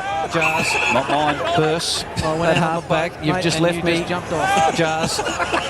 Burse. I went out on the boat, mate, and you just jumped off. And well done by Mackenzie. Closing speed of an 18-year-old. He spotted Ferguson, and well done by Mackenzie. Closing speed of an 18-year-old. He's the class. Scores level. Get some class around the ball. Under 2 minutes gone, first quarter. No question about that. Scores level. Grieger and Borholm. Under 2 minutes gone, first quarter. Not household names in the ruck division. Grieger and Borholm. Hall. Not household names in the ruck division. The handball looking for Keogh. Coughed it up to Nat Caruso. The handball looking for Keogh. Did well, got his body in front. That was well done by Keogh. Stolen again by Hall. Flew high. Up and under kick. Homburg's got to sit under it. Goldsworthy. Flew high. Sikalella measured the handball beautifully. Away to Hall. Some touches for him. Kick was touched, I think. Play on. Anderson, I've been impressed with the way he's gone about it at half back. Anderson's kick. Out wide at the fall of the ball. Mackenzie. Grieger got gobbled up from behind.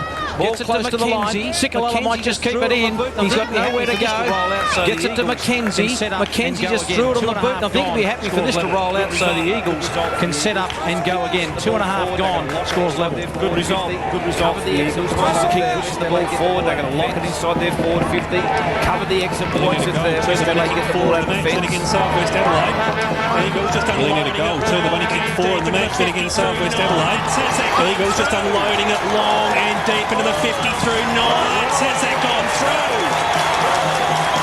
Just when you needed some class to come to the fore. Just when you needed some class to come to the fore. really good work in there. He bowls, Chrissy Knights. And that's the really good work in there. Chrissy Knights. And that's the persistence. Mackenzie and Sickler. Chrissy Hall's dogged, don't give in first. And they kept the ball alive, they just kept persisting. And that's the end result. And start to take the game. Just hope the Eagles get a bit of a nostril flare up there and start to take the game right on now. It hasn't been that see Richmond just good today, Chris Knights. You're right. It hasn't been that good today, Chris Knights, but if he's been I think you're right. Well, he stuck at it. You mentioned it, just dogged determination by Hall and Mackenzie and Sikalella. Yeah, well, he stuck at it, and you mentioned it, just dogged determination by Hall and Mackenzie and Sikalella. The old firm. Nat Caruso. Can West Adelaide reply? Just gets around. Jarrett just come off his bootlaces. Fitzgerald just gets around and then fills the handball weight in. Sumner, he's a class act, this bloke. Talk about a bloke needing another chance at AFL level. Lewis got it to Knights, back to Sumner. He ran into a brick wall. There was Ben Fisher, and he wants to go on with it. Does Ben Fisher, and now he's given away a free kick. Ben Fisher, he held on to Sumner in that exchange, and he just wanted to rough him up a bit, but stopped him from getting up, and the umpire spotted it. Here it is. Sumner pumps it long. Goldsworthy likes a fly, flicks over the back. One for the racehorses. Sumner pumps it long. Goldsworthy likes a fly, flicks over the back. One for the racehorses, and Borham's got one of those. But Goldsworthy is, and he screws it back. It's a good-looking kick, but it's just away to the left. 7 points, and that means West have got a pretty handy point in the scheme of things. The Eagles lead by 7 points, and that means West have got to kick at least a couple of goals to hit back. Eagles are trying to take their game on. It's great to see Sumner running out of defence. Back it in, move the ball on quick. Within 5 minutes. So the Eagles heard Mick Godden declare the game was boring. They've lived up within 5 minutes. Well and truly thrown onto them. Tippett just needs to clear the zone. The challenge has now been well and truly thrown onto them. Tippett just needs to clear the zone. Should be able to slip through the fingers of McCready. They've got numbers in the back here, the Bloods. Should be able to work it out of trouble, you would think. McCready. Handballing over the top. Next to the line will be Anderson. He goes over the flanking on the outside, bringing it back inboard to Caruso. He goes over the top now to McCready.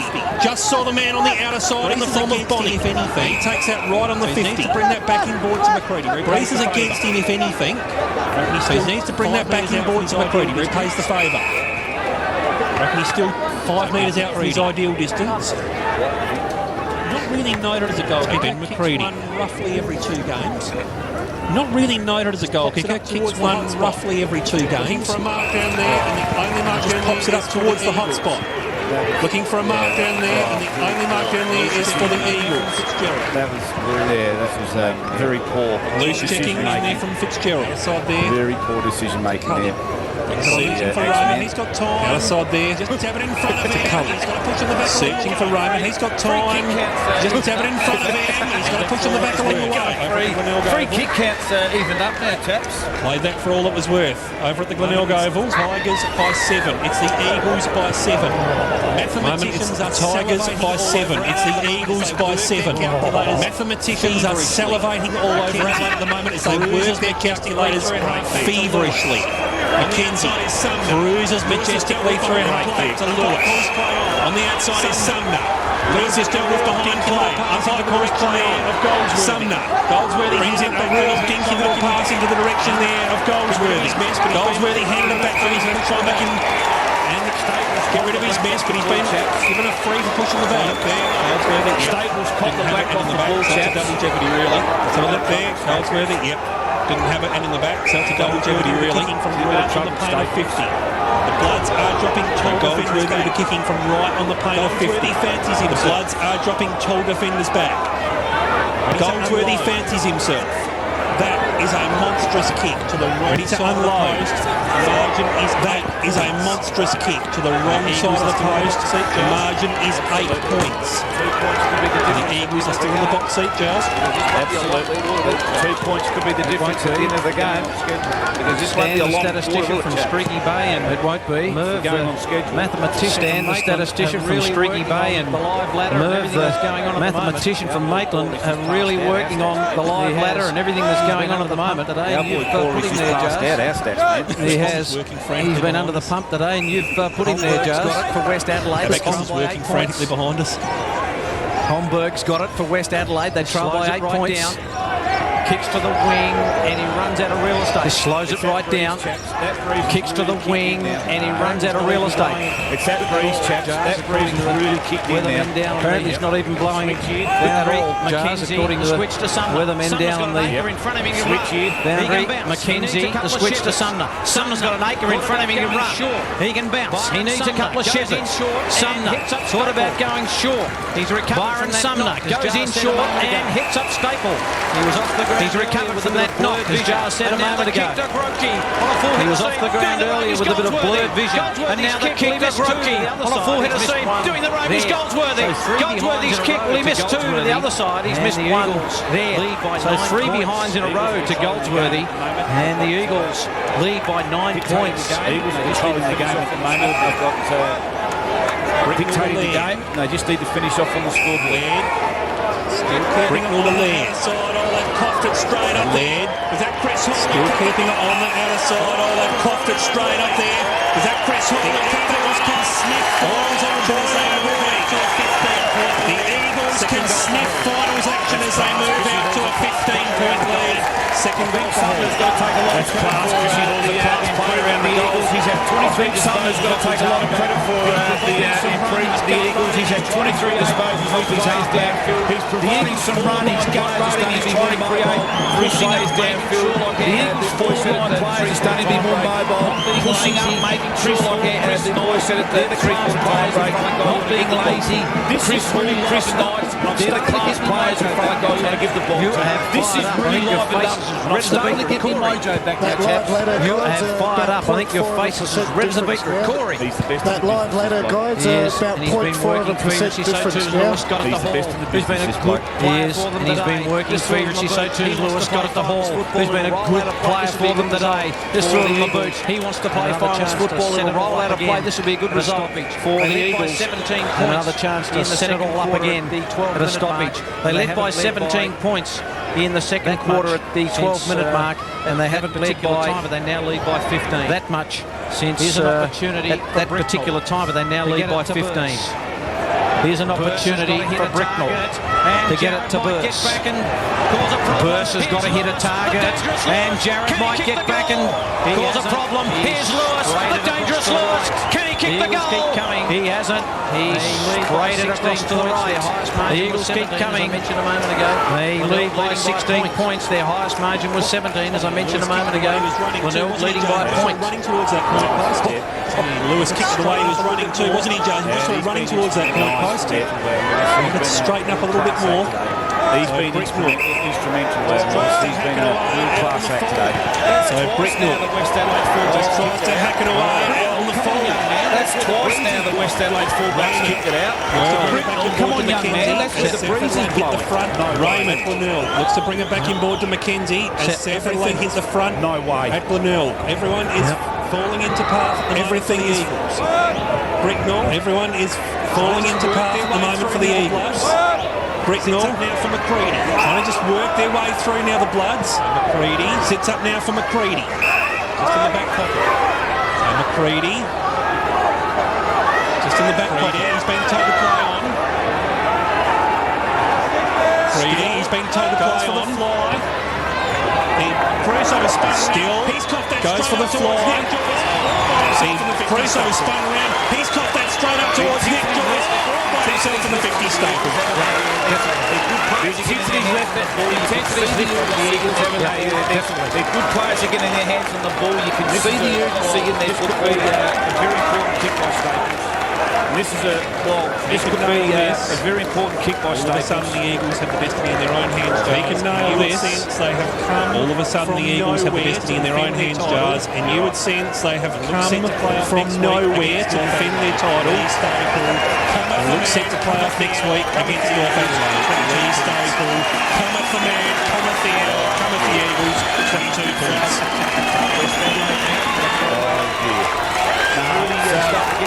West Adelaide now, getting beat, really starts to get their hands on the ball. They're centre square where they've been getting beat to the centre line. Across the half-back line, the wing, Jared Chris will be busy across the centre line.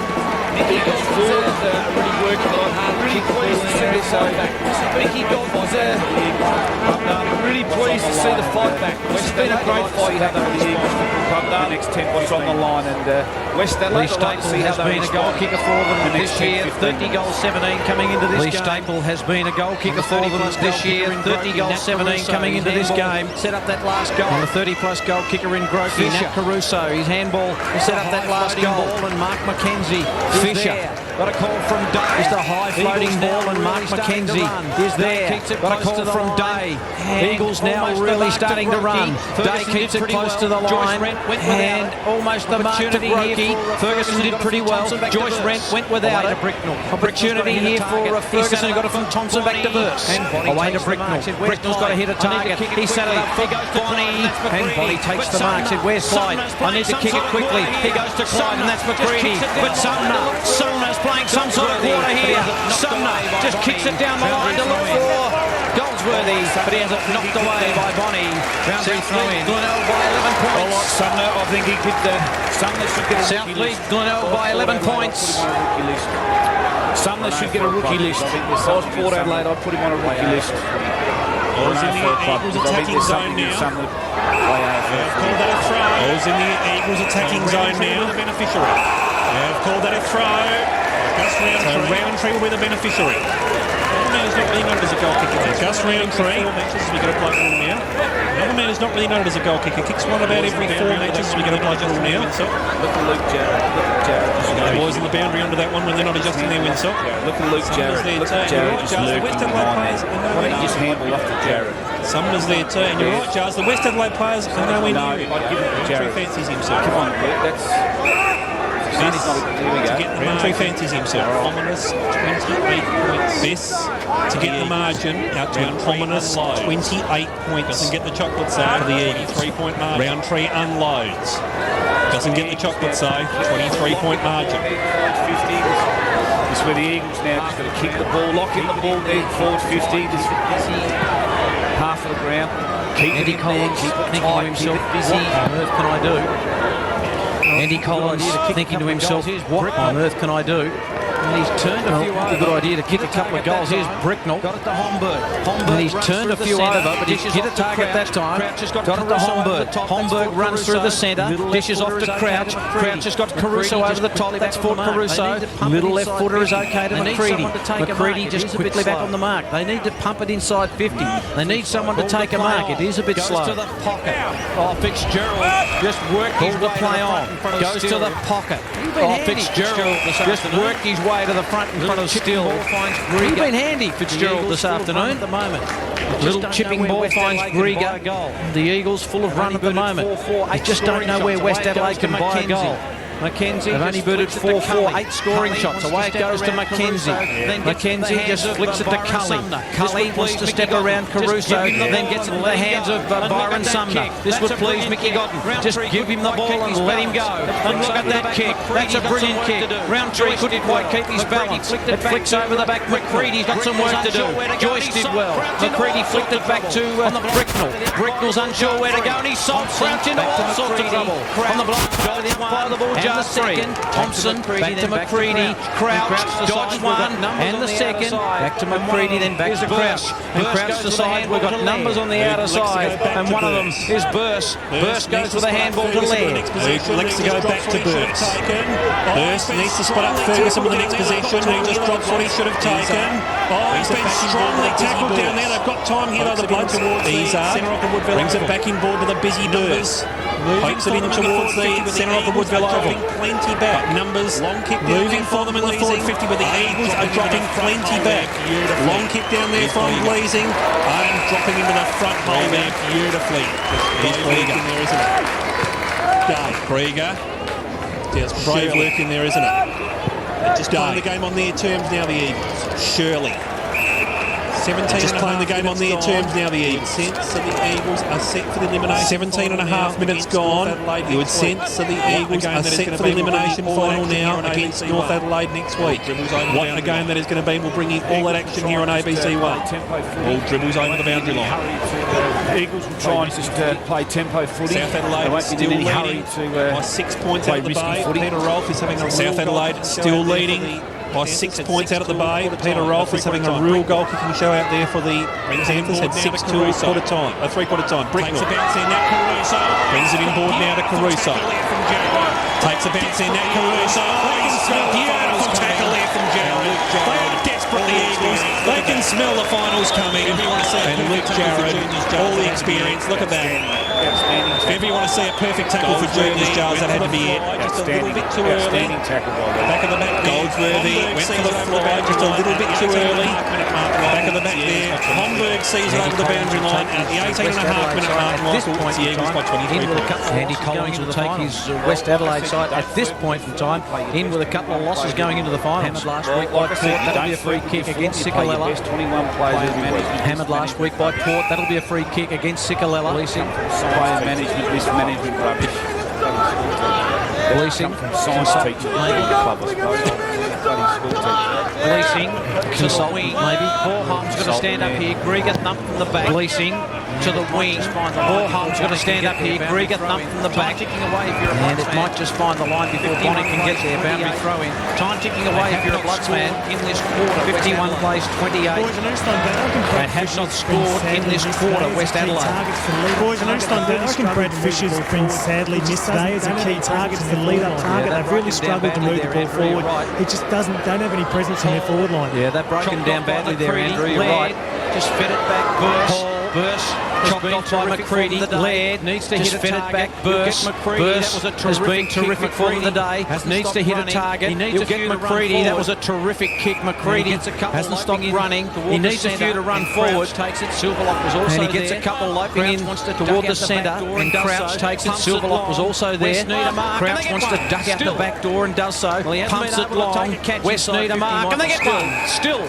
And he hasn't been able to take a catch inside 50. Michael Still. And he'll go back and look at a shot from about 20 metres out, almost directly in front. What I'm impressed with that young Crouch. That was a beautiful leg. And he just rolled on and got really quick to the top of his goal square. Yeah, just played on. Do that 10 times per quarter and get 30 goals. Goal game any day. An 8 and 8. Oh, rather a 24 beats 22 goal game any day. Thank you. An 8 and 8. 8 to 10. He nails the goal. Here's Michael Still from West Adelaide. 20 metres out. Their first goal since the 16-minute mark of the third term. West Adelaide. Their first goal since the 16-minute mark of the third term. The brilliant work by Silverlock when he kicked that goal. Well, that keeps things interesting. It's back to 17 points. Burse is a quality player. When he's got the football in his hands, he brings other players. He's probably their best kick in the club. But he set it up beautifully from half-back. The Eagles senior players have really stepped up this last quarter. 53 more experienced players have kicked in. Marks. 2 more inside 50s. 53 more possessions. 21 more marks. 2 more inside 50s. And that's West Adelaide. It makes you wonder about their ball efficiency, doesn't it? Absolutely. They're going to tie that in 7 days' time. Absolutely. The wide open spaces of footy park against the Bulldogs. Scores level over at the Glenelg Oval. Lewis. Now that doesn't help Glenelg at all. Shows them the don't argue off to McKenzie. Lewis. Takes the ball under the arm and shows them the don't argue off to McKenzie. He goes up towards the half-forward line. Ball just slips over the back. This is bread and butter for Goldsworthy if he can keep it in. Dances around off towards Jarrett. Jarrett unloads towards the top of the 50. Oh, they're going to get a mark from Brokey. You just get on the 40-minute Giles. Lewis, McKenzie, Goldsworthy. The Clark just came to the 40-minute Giles. Lewis, McKenzie, Goldsworthy, Jarrett. They're the crazy players. What's he going to do? A left goal check. This will seal the game if Brokey can kick this. What's he going to do? A left That was the most creative attempt at a pass I've seen. Brokey unloads. Is 18. That was the most creative attempt at a pass I've seen for a long time. The margin is 18 points, but we had all written them off, Michael Maney. The Eagles are back to the field. I told you boys that 2 weeks ago. Silly call by right. You said that, Ben? I told you boys that 2 weeks ago there's still a chance. Did you say that, Ben? I did, Jars. I basically went out and dug the plot for them just so they could be lowered into it. I basically went out and dug the plot for them just so that they could be lowered into it. Goes long. Burse over the top, but they've been resurrected. Crouch goes long. 22 over the top. Grieger did pretty well to get it to the line. Boundary throw in. 22, almost 23 minutes gone, and Mick Godden, we've seen a little bit more grey hair up here this year. What's that? Yeah, Collins. And rightly so. What would he be thinking going into the final? It's been terrible. What's that? Yeah, Collins. What would he be thinking? I wonder what he'd be thinking going into the final. We'll be hoping to get about 8 players back next week. He's just buffeted off this one. Close to the line. He's been terrific today, Chris Hall. He's just buffeted off this one. All close to the line. Eagles have got numbers. Fed out to Lewis. Lewis has really stepped up in this last quarter. He's got some class, and have a look at that. Former Bloods player, ironically, Scotty Lewis, also played with the Bunnies. Here's Goldsworthy. Goldsworthy goes out wide because Staples in the lead. He'll like the wide open spaces of Footy Park. Lee Staples. Ball flicks over the back to Laird. I've liked his game too. Rory Laird. Handball over the top. Looking for Bonnie. He almost got caught. Thompson's ridden into the ground by Shirley. And I think I get a free kick, Thompson, for in the back. Little short one finds Laird. The crowd just going off the kick is not the best. Little short one finds Laird. Laird's kick is not the best. And they get one. Powell taken to ground. Eagles fans want a free kick and they get one. Well, if it's fair for one, it's fair for the other. So Powell cut off there by Bursa. Takes it in towards the 50. Carl Fairbolt Bursa has just been wonderful for the Bloods today. Shane Bursa will do okay too. That's one of his rare mistakes to Fitzgerald. Extremely well in the gearing middle on September 18, but Shane Bursa will do okay too. That's one of his rare mistakes to Fitzgerald. Fitzgerald just looks to poke it in towards the top of the 50. Almost taken down there by Ray. Cruising through his tipper. Out towards Silverlock, who just punches it on intelligently in there is Pleasing. The two number 8s fighting for it. Tries to tap it over the top. Coming in there is Silverlock. There's no real movement under the Silverlock. Tries to tap it over the top. There's no real movement under the South. There was no one downfield for it. There was no players there for him. South leading Glenelg by 12 points. That looks the end of the Glenelg season. Jonathan Beach coming back. West Adelaide next week should have Brad Fisher, Adam Hartley, Daniel Kerr, Jonathan Beach coming back in. That is really going to help them late in the season. Yes, the thing for Andrew Collins is that they're going to have some players that have had a bit of a taste late in the season, so they know they can bring them back in. Burst still sleeping with your form a bit already. Down towards Caruso. Tapping it over the top towards Borholm. Further down towards Caruso. Tapping it over the top towards Borholm, who just unloads in towards the 50. Is the bounce going to be kind for him? Even the physics gods are against him at the moment. West Adelaide, 17-point margin at the 25-minute mark. Andrew Collins is just a lot of things running through his head at the moment. He's thinking about, obviously, he's going to be there next week now, making sure that he starts. I'll be taking, if he's going to concede the game, get Burst, and it flicks over the back where Day and Sumner are hovering. Cully goes long. Chris Schmidt's the other and it flicks over the back where Day and Sumner are hovering, but it's taken the line. Chris Schmidt's the other player that they would love to get back into their side, but I think he's maybe gone for the year with a shoulder. I spoke to his brother the other day and he said he's out for the year. Can't get back. Massive blow to West Adelaide. Brick sad for Chris Schmidt. He can't get back. Riga, Bricknell, up and under kick. Silverlock away to Burst. The young man. Up and under kick. Keogh, he's tried his heart out, the young man. Been able to kick a goal, but he's been competitive at this level. The boy from Pinaroo. It'll be a boundary throw in. Well, when you don't get been tough for him, but he's stuck at it. Delivery inside 450 as a Siren is been tough for him, but he's stuck at it. Siren is imminent. Staple, Laird continues to rack them up. Anderson back to Laird. Staple, Laird continues to rack them up. Anderson back to Laird. Up goes Sumner. Just assesses the option. The former state under 19. Up goes Sumner. He's off on one of these runs. Byron can't take them up. Free kick taken by Silverlock. He's off on one of these runs. Decides to use Izzard. Izzard steps around. He has a shot at goal. It's hovering. It's floating back, but not far enough. Behind. 27 minutes. It is a 16-point margin, and we've gone almost 27 minutes final term. He hasn't had enough support. Shane Burst 34 touches today. He certainly has been very good. He hasn't had enough support though today. Byron Sumner, speaking of support, he has been wonderful from outside today. Eagles will be thrilled with his output. Keeping it on the outside where Staple takes another strong contested mark. And that's part of the beauty of the Eagles at the moment. They take so many contested marks in the critical situations. Powell, the skipper, brings it in board to Jared. Powell touched back in there to try. Long kick, took a long time to get to him. Powell goes back in there to try and mop up the mess. 16-point margin out of the Eagles. This team in September, they know what revival this has been. Josh Franco, this team in September, they know what it's all about.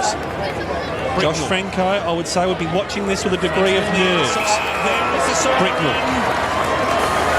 Flanking on the outer side. There is the siren has done what many... The Woodville West Torrens Football Club have done what many thought mid-season they could not do. Answered in 7 days. Andrew Collins has a lot of questions to be answered in 7 days' time against Central District as they win. But the Eagles will face off North Adelaide in the elimination final. West Adelaide as they win 7 goals 10-52, defeating West Adelaide 5 goals at 6-36. We're going to bring you all the action next week of the elimination qualifying final.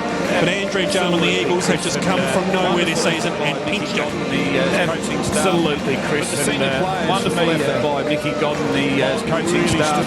But the senior players, for me, last quarter, really stood up in that third quarter and second in the last quarter. Guys like Lewis, Sumner, Jared really stepped up. McKenzie, they were outstanding. And the Eagles will forwards got proactive in that third quarter last quarter. The Eagles will give this finals campaign a massive shake-up. Let's go down to Benny Knights. He's got Ben Grigg. Thank you, Michael. Thank you, Jazz. Benny, a great day, a great win, and got over the top of them. It was tough at times. For yourself personally, mate, 100th game, and you're playing a role that maybe you haven't. And for yourself personally, mate, 100th game, and you're playing a role that maybe you haven't always played throughout your career. Yeah, no, it's good to have a bit of freedom up the ground, have a bit of a run around the jump. It's important for your ruck stocks. And Craig Parry comes back into the team next week. He'll obviously be important for your ruck stocks. But what do you expect? Do you expect to still be doing that pinch hitting role?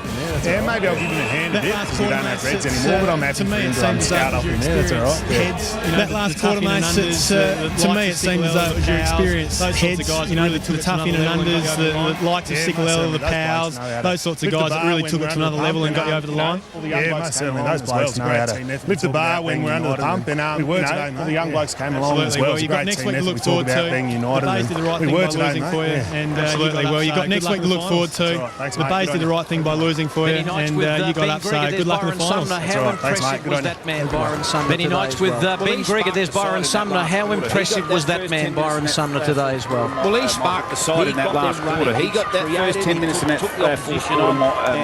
He got them running. He created, he took the opposition on, and I thought he was instrumental in the result today. What about that man, the man with the dreadlocks, Scott Lewis, when you needed to stand up and win some hard, tough footy along with Chris Hall? Both those boys were outstanding in that last quarter. I thought the centre line for the Eagles really dominated the 15-20 minute mark in that third quarter. And that's what you need. You need guys to grab the game by the scruff of the neck. They know when it's their time. They know they've got to put their flag in the ground. And they knew what was on the line. And really is. I mean, they're the real X factor now in the finals campaign. This is exciting for the finals campaign now. Oh, it is. I mean, they're the real X factor now in the finals campaign. You would think the Eagles, last year's premiers, but they can start to get something going. I don't think we've seen a side win from fifth position since Norwood done it, going back quite a number of years ago. You're going to break the record, but Craig Berry coming back. Parry's a massive bonus. The best ruckman in the competition by a mile. Absolutely. That's the luxury of the Godden getting him back into the program. Not only will Parry lift it, give confidence to the playing group, but that's going to worry the opposition coach. Yeah, it certainly is. And what a fitting send-off for this man. Over 250 games.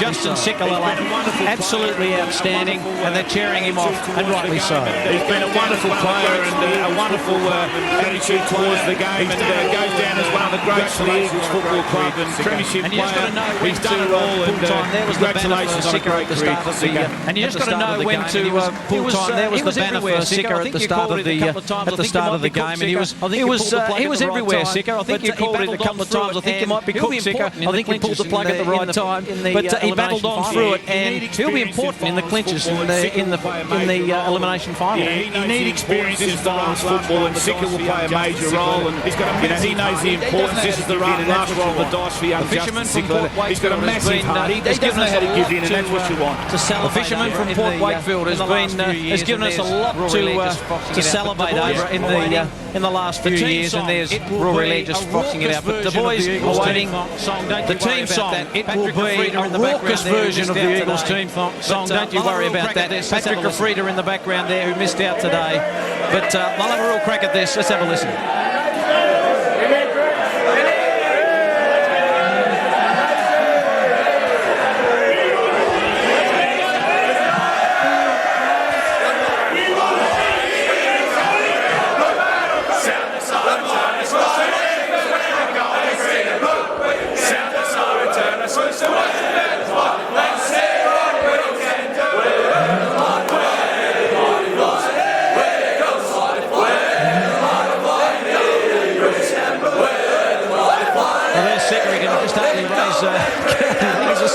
Well, there's things he can just hardly raise a song. He's chewing the lollies, and we talked during the game, Jars, about a lack of highlights in this game. We talked during the game, Jars, about a lack of highlights in this game, but it was, I guess, a real hard-fought contest negative game. They wanted to keep really going to players out. They probably had to play that negative game, and they knew the Eagles were really going to attack and come at them because they needed the win. Yeah, absolutely. Obviously, the coach is on with their set game. Andy Collins obviously didn't want to show too many of his cards. He's going to get some quality back in this week. But what I was concerned about, even though they had the ball in their hands, they didn't press it. They still didn't the target game. That's right. That concerned you with the same approach. Where the Eagles just knew they had to win the game. That's all they did. McCready getting it to Willits.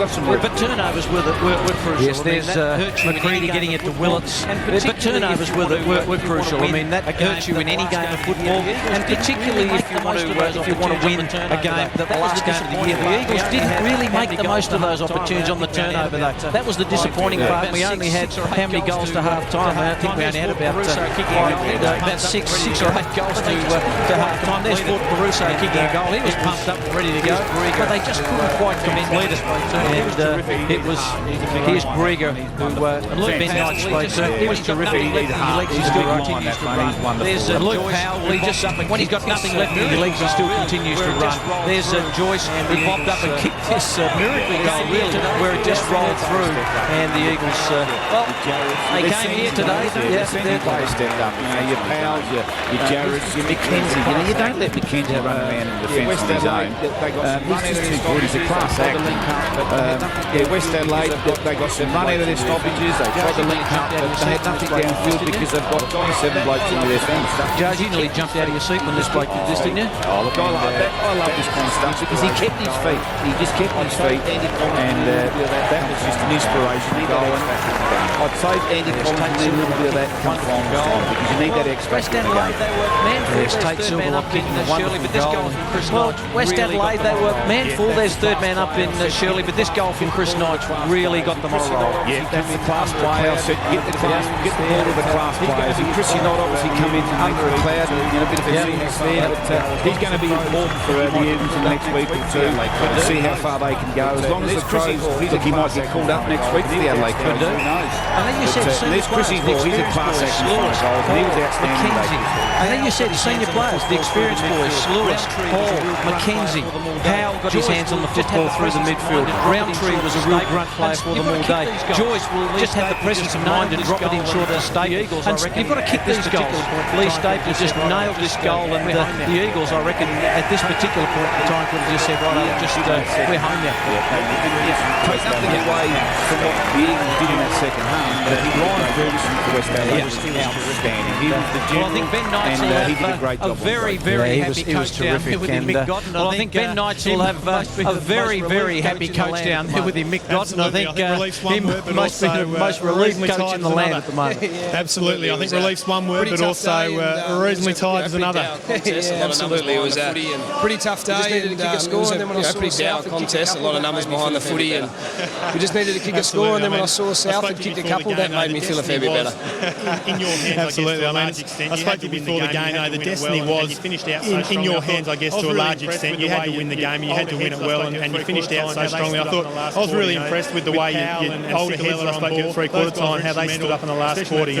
With Powell and Sikalella on ball, those guys were instrumental, especially in that first 5-10 minutes that last quarter. Yeah, absolutely. I mean, the other guys you always turn to when you're in a bit of a crisis. In three-quarter time, we needed them, those guys to stand up. And I thought throughout the last quarter, the ball was in our control. It was in our end most of the quarter, and we just needed to be patient and make sure we kicked enough goals to get the win. And the lads were really good in executing that. Mick Michael Maney upstairs, congratulations on the win. You get a chance to defend your title from last year, but I thought Byron Sumner across half-back was just outstanding. He just seemed like you wanted the ball in his hands. Yeah, he was, Mickey. He's been really good for us all year, coming into the side very early. early coming back from Sydney, and he's just working on his fitness, he's working on his run and his drive, and he's tough and he's hard back there, but he gives us lots of drive, big long left foot kick, and when you're playing against his owning team, you need the length in your kick. Godzi, Andrew Chapman, congratulations, mate. Well done. And I thought Lewis was outstanding in the stoppage work. He really gut run, he worked hard. And you had Chrissy Hall and Lukey Garrett giving you a lot of drive across the centre line. Outstanding stuff. Yeah, Jazz, those guys have been really good. Louis had another really good year, and today going in with Griggs rucking again without passing the side, and Griggs has done a great job. Louis and all those midfielders have to stand up, and today I think, I'm not sure what the clearances were in the end, but we certainly got some good ascendancy from them, which we needed to do. So those guys, pat on the back for the midfielders. He's a pretty important man. And Michael, I guess from me, you mentioned Craig Parry coming back into the side. He's a pretty important man. He's a big ruckman, he's physical and crucial in the contest. And I think in terms of finals football, he'll be very important to you. Absolutely, he's very important. A very good ruckman like him. He's a good tap ruckman. He gets back with the flight. It also just relieves a bit of pressure off of Benny Grieger, who's had to carry the load for 4 weeks now. No matter how long we go through, Paz just got to stay out of trouble, and make sure he gets his hand on the footy. And look, he stood up for us last final series. I've no doubt he'll do it again. Well, I guess the finals are on us now. There's probably 4 other teams watching today thinking, gee, we're not overly happy about the Eagles making it. You're the carryover champions. You play good finals football. You've shown that. You're coming good at the right end of the season. So I reckon there's some concern there from the teams above you. I hope so. I mean, we feel that we have a team that can do it still, and we also feel that we have a game style that can win finals. So look, we're 3 wins away from a grand final. A great way to look at it. Good luck next week. Well done today, and I'm sure you'll sleep well tonight. Great, thanks very much. Cheers, guys. Oh, what a quote! 3 wins away from a grand final, and I think at round 10 he was lost. He was in the wilderness. Look at this quarter by quarter here, and the Eagles got away to a good start, but they stopped in their tracks, didn't they? And West Adelaide were able to work their way back into the contest. West led by a point, but then in that last quarter, Jars, it was just all the Eagles. They looked a class above in that last term. Also the last quarter, Michael. The second quarter, West Adelaide did fight back. I thought there were some good signs there. Burst and Ferguson started to take control of the game. But then the Eagles, you need your senior players playing well, and they were very important. Chrissy Hall, he was conditions for footy, and let's have a look at the goal kickers. Chrissy Hall, he was terrific today, and then singles to Joyce Croaky, Knight, Staple and Goldsworthy. Ford Caruso probably didn't do enough around the ground, kicked a couple of goals. Silverlock always threatens you're going to take the game on and play a big one, but he booted a goal on with Willits and Still. Plenty of ball from and both the stats, sides. well, I guess you plenty of ball from both sides. Sometimes they're misleading some of the stats, but I think the key stats for Nicky and the 2 coaches would be contested ball, their clearance rate, clean ball from the clearances, and tackle count. But the centre breaks still break even there. Inside 50, look at that, 41 apiece. But so that last kick inside that forward 50 is so important in today's football, and both sides did put to the ball inside forward 50, but at the end, Eagles were a lot better.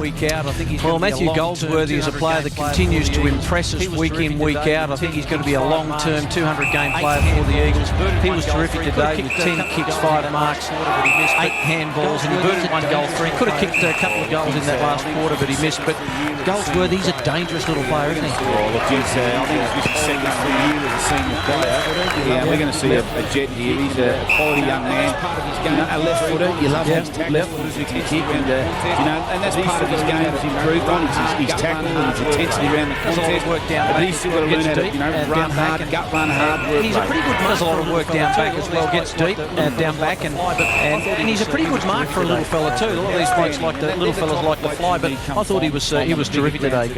Outstanding, and they're the type of blokes you'll need come finals time on the bigger grounds at Footy Park. So he'll play a major role. And a bloke that I call a real front player is Angus Roundtree. Missed out on last year's grand final side through illness. Might have had his appendix out, I think, from memory, and he was terrific again today. He's a player that really gets in and under and feeds out. I think most of the other players really feed off his aggression and his work rate. Well, he's your inside player. He's your grunt man, and he's not overly quick with leg speed, but he's good decision making. He controls the midfielders, and he's a quality player. And like you said, he'll be a point to prove. No, he's going to get another chance to play some final. I think that they've just around the ground, just his aggression, etc. And I think that they've I think they've really found one there, and I think he'll be around for a long time. Well, let's have a look at our goal of the day. And I don't think we need to mention who it is. Clears it out. And just takes the game. Tate Silverlight. Just have a look at this. Homburg just clears it out and just takes the game on, as Andrew Rogers said. Have a look at this for Bliss Ramus. And look at, is that number 8? That young round three there, isn't it? No. He's chasing Raymond. Yeah. He was like chasing Buddy Franklin, wasn't he? And Silverlock, well, he's the pass. Playing half forward. I like seeing him across on the ball and more across half back. He's got to get playing half forward in this West Adelaide side. Is a dangerous job because there he is. Well done, Tate Silverlock. Well, the goal, the mark of the day is from Lee Staple. There he is. Well done, Tate Silverlock. Well, the goal, the mark of the day is from Lee Staple. Lee Staple kicked that clinch goal, that real crunch goal in that last quarter, and got them home basically. But that's a brilliant mark. Just keeping his eyes on the ball. Well, he was off on and off. He had his appendix out in the change rooms. He had 7 stitches. He broke his ankle, but he just put everything on the line when he come back on, and he works well with Groping. And I think they've kicked 60, 70 goals between the two of them. So he'll be important on a bigger ground, and we can work in space a bit better. Well, this game completes round 24. We haven't had 24 rounds for a fair while, Judge, but it's crazy. But it all started off with at Albert Oval, where Sturt won by 31 points. And last night at Elizabeth Oval, it was North by 17. The Eagles winning this game by 16 points.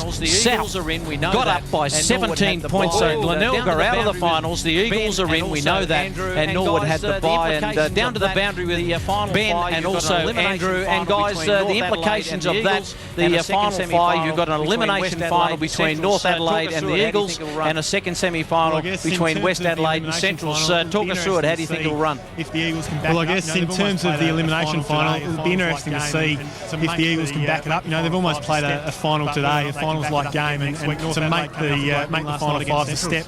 But whether or not they can back it up again next week, North Adelaide coming off a great win last night against Centrals. Yeah, and I think the other game, but Centrals and West, West Adelaide, they've done the rotation policy. They will be fresh. Some of their players will be fresh coming in. Momentum, Andy Collins has set himself up for criticism, so that doesn't work. And the Dogs, they're not in great form. I've seen them a couple of times on the ABC, and they really haven't struggled. They haven't had the same passion, the same intent.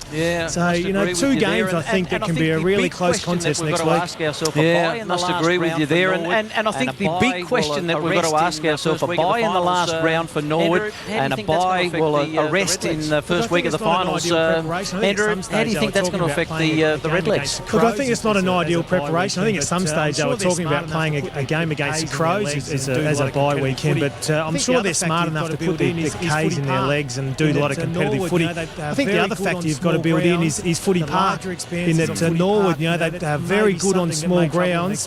The larger expanses of footy park, that's maybe something that may trouble them next week. I guess the fresh legs boys might help Norwood in that respect, and the fact they are going to a much bigger ground. And look, they're hoping just to sit back, I guess, over these couple of weeks and just watch these other teams bash into each other. And the more injuries, the better for Norwood. But Norwood are obviously the form team. They certainly they've only dropped those 2 games throughout the year. No doubt, still premiership favourites. So they'll be happy to sit back and see, especially Centrals and the Eagles, really who they've troubled or who's troubled them in the last couple of years, struggle, I guess, in the next couple of weeks. Well, let's take a look at the premiership table after all the minor rounds are completed. Norwood, who are on top, they'll have the week's break. Then Centrals, and it was terrific to see that Centrals are back in there again. West Adelaide, North Adelaide, and Eagles rounding out the fight. We haven't been able to say that's taken right to the last game of the year. Well, 2 sides come out of there from last year. Glenelg and South Adelaide have dropped out of the fight from last year, and I think the 2 new sides are West Adelaide and North Adelaide, which is West Torrens in 1986. I think Sturt are the best performed bottom side since West Torrens in 1986 with their 6 wins. So it's I guess that's been a bit of a story in the SANFL this year. I think North Adelaide finished bottom last year, or they finished close to the bottom, and they were a very, very good side. So James Allen is finished. I've seen a couple of McGarry medalists. Well, James Allen is finished. Jazz. I've seen a couple of McGarry medalists go out this year. here, Jeremy Clayton. James Allen will head back to Victoria, but what a star he's been. Been an outstanding, probably one of the best recruits ever to the North Adelaide Football Club. And James Allen will go overseas next year, have a bit of a break. And he's worked himself into it. He's got a massive work rate. He's been outstanding. And he's got his critics out there about how he uses the football. Andrew but and Ben, for me, James he's been an Allen absolute just champion, and he'll be sorely missed in this competition. Andrew and Ben, James Allen just keeps racking them up, doesn't he?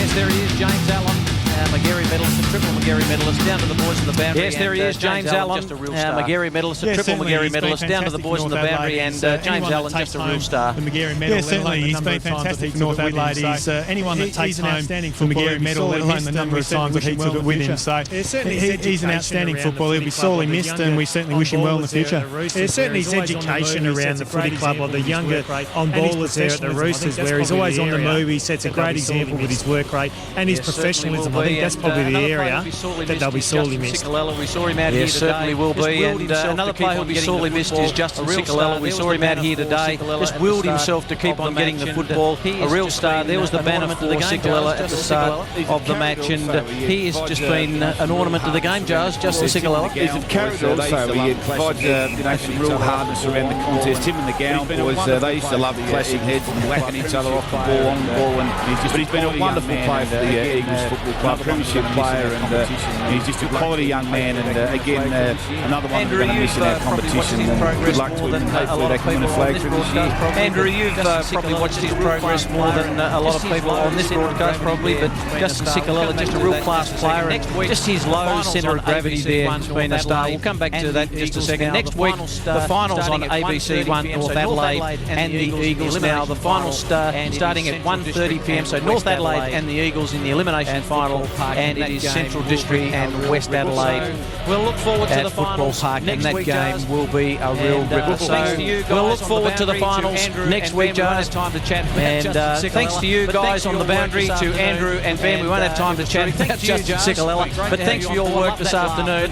And it was terrific. Thanks to you, Jars. Great to have you on board. Love that laugh. But that's all we have time for on ABC 1. We'll see you next week for the finals, and on ABC 1 it'll just be a terrific day.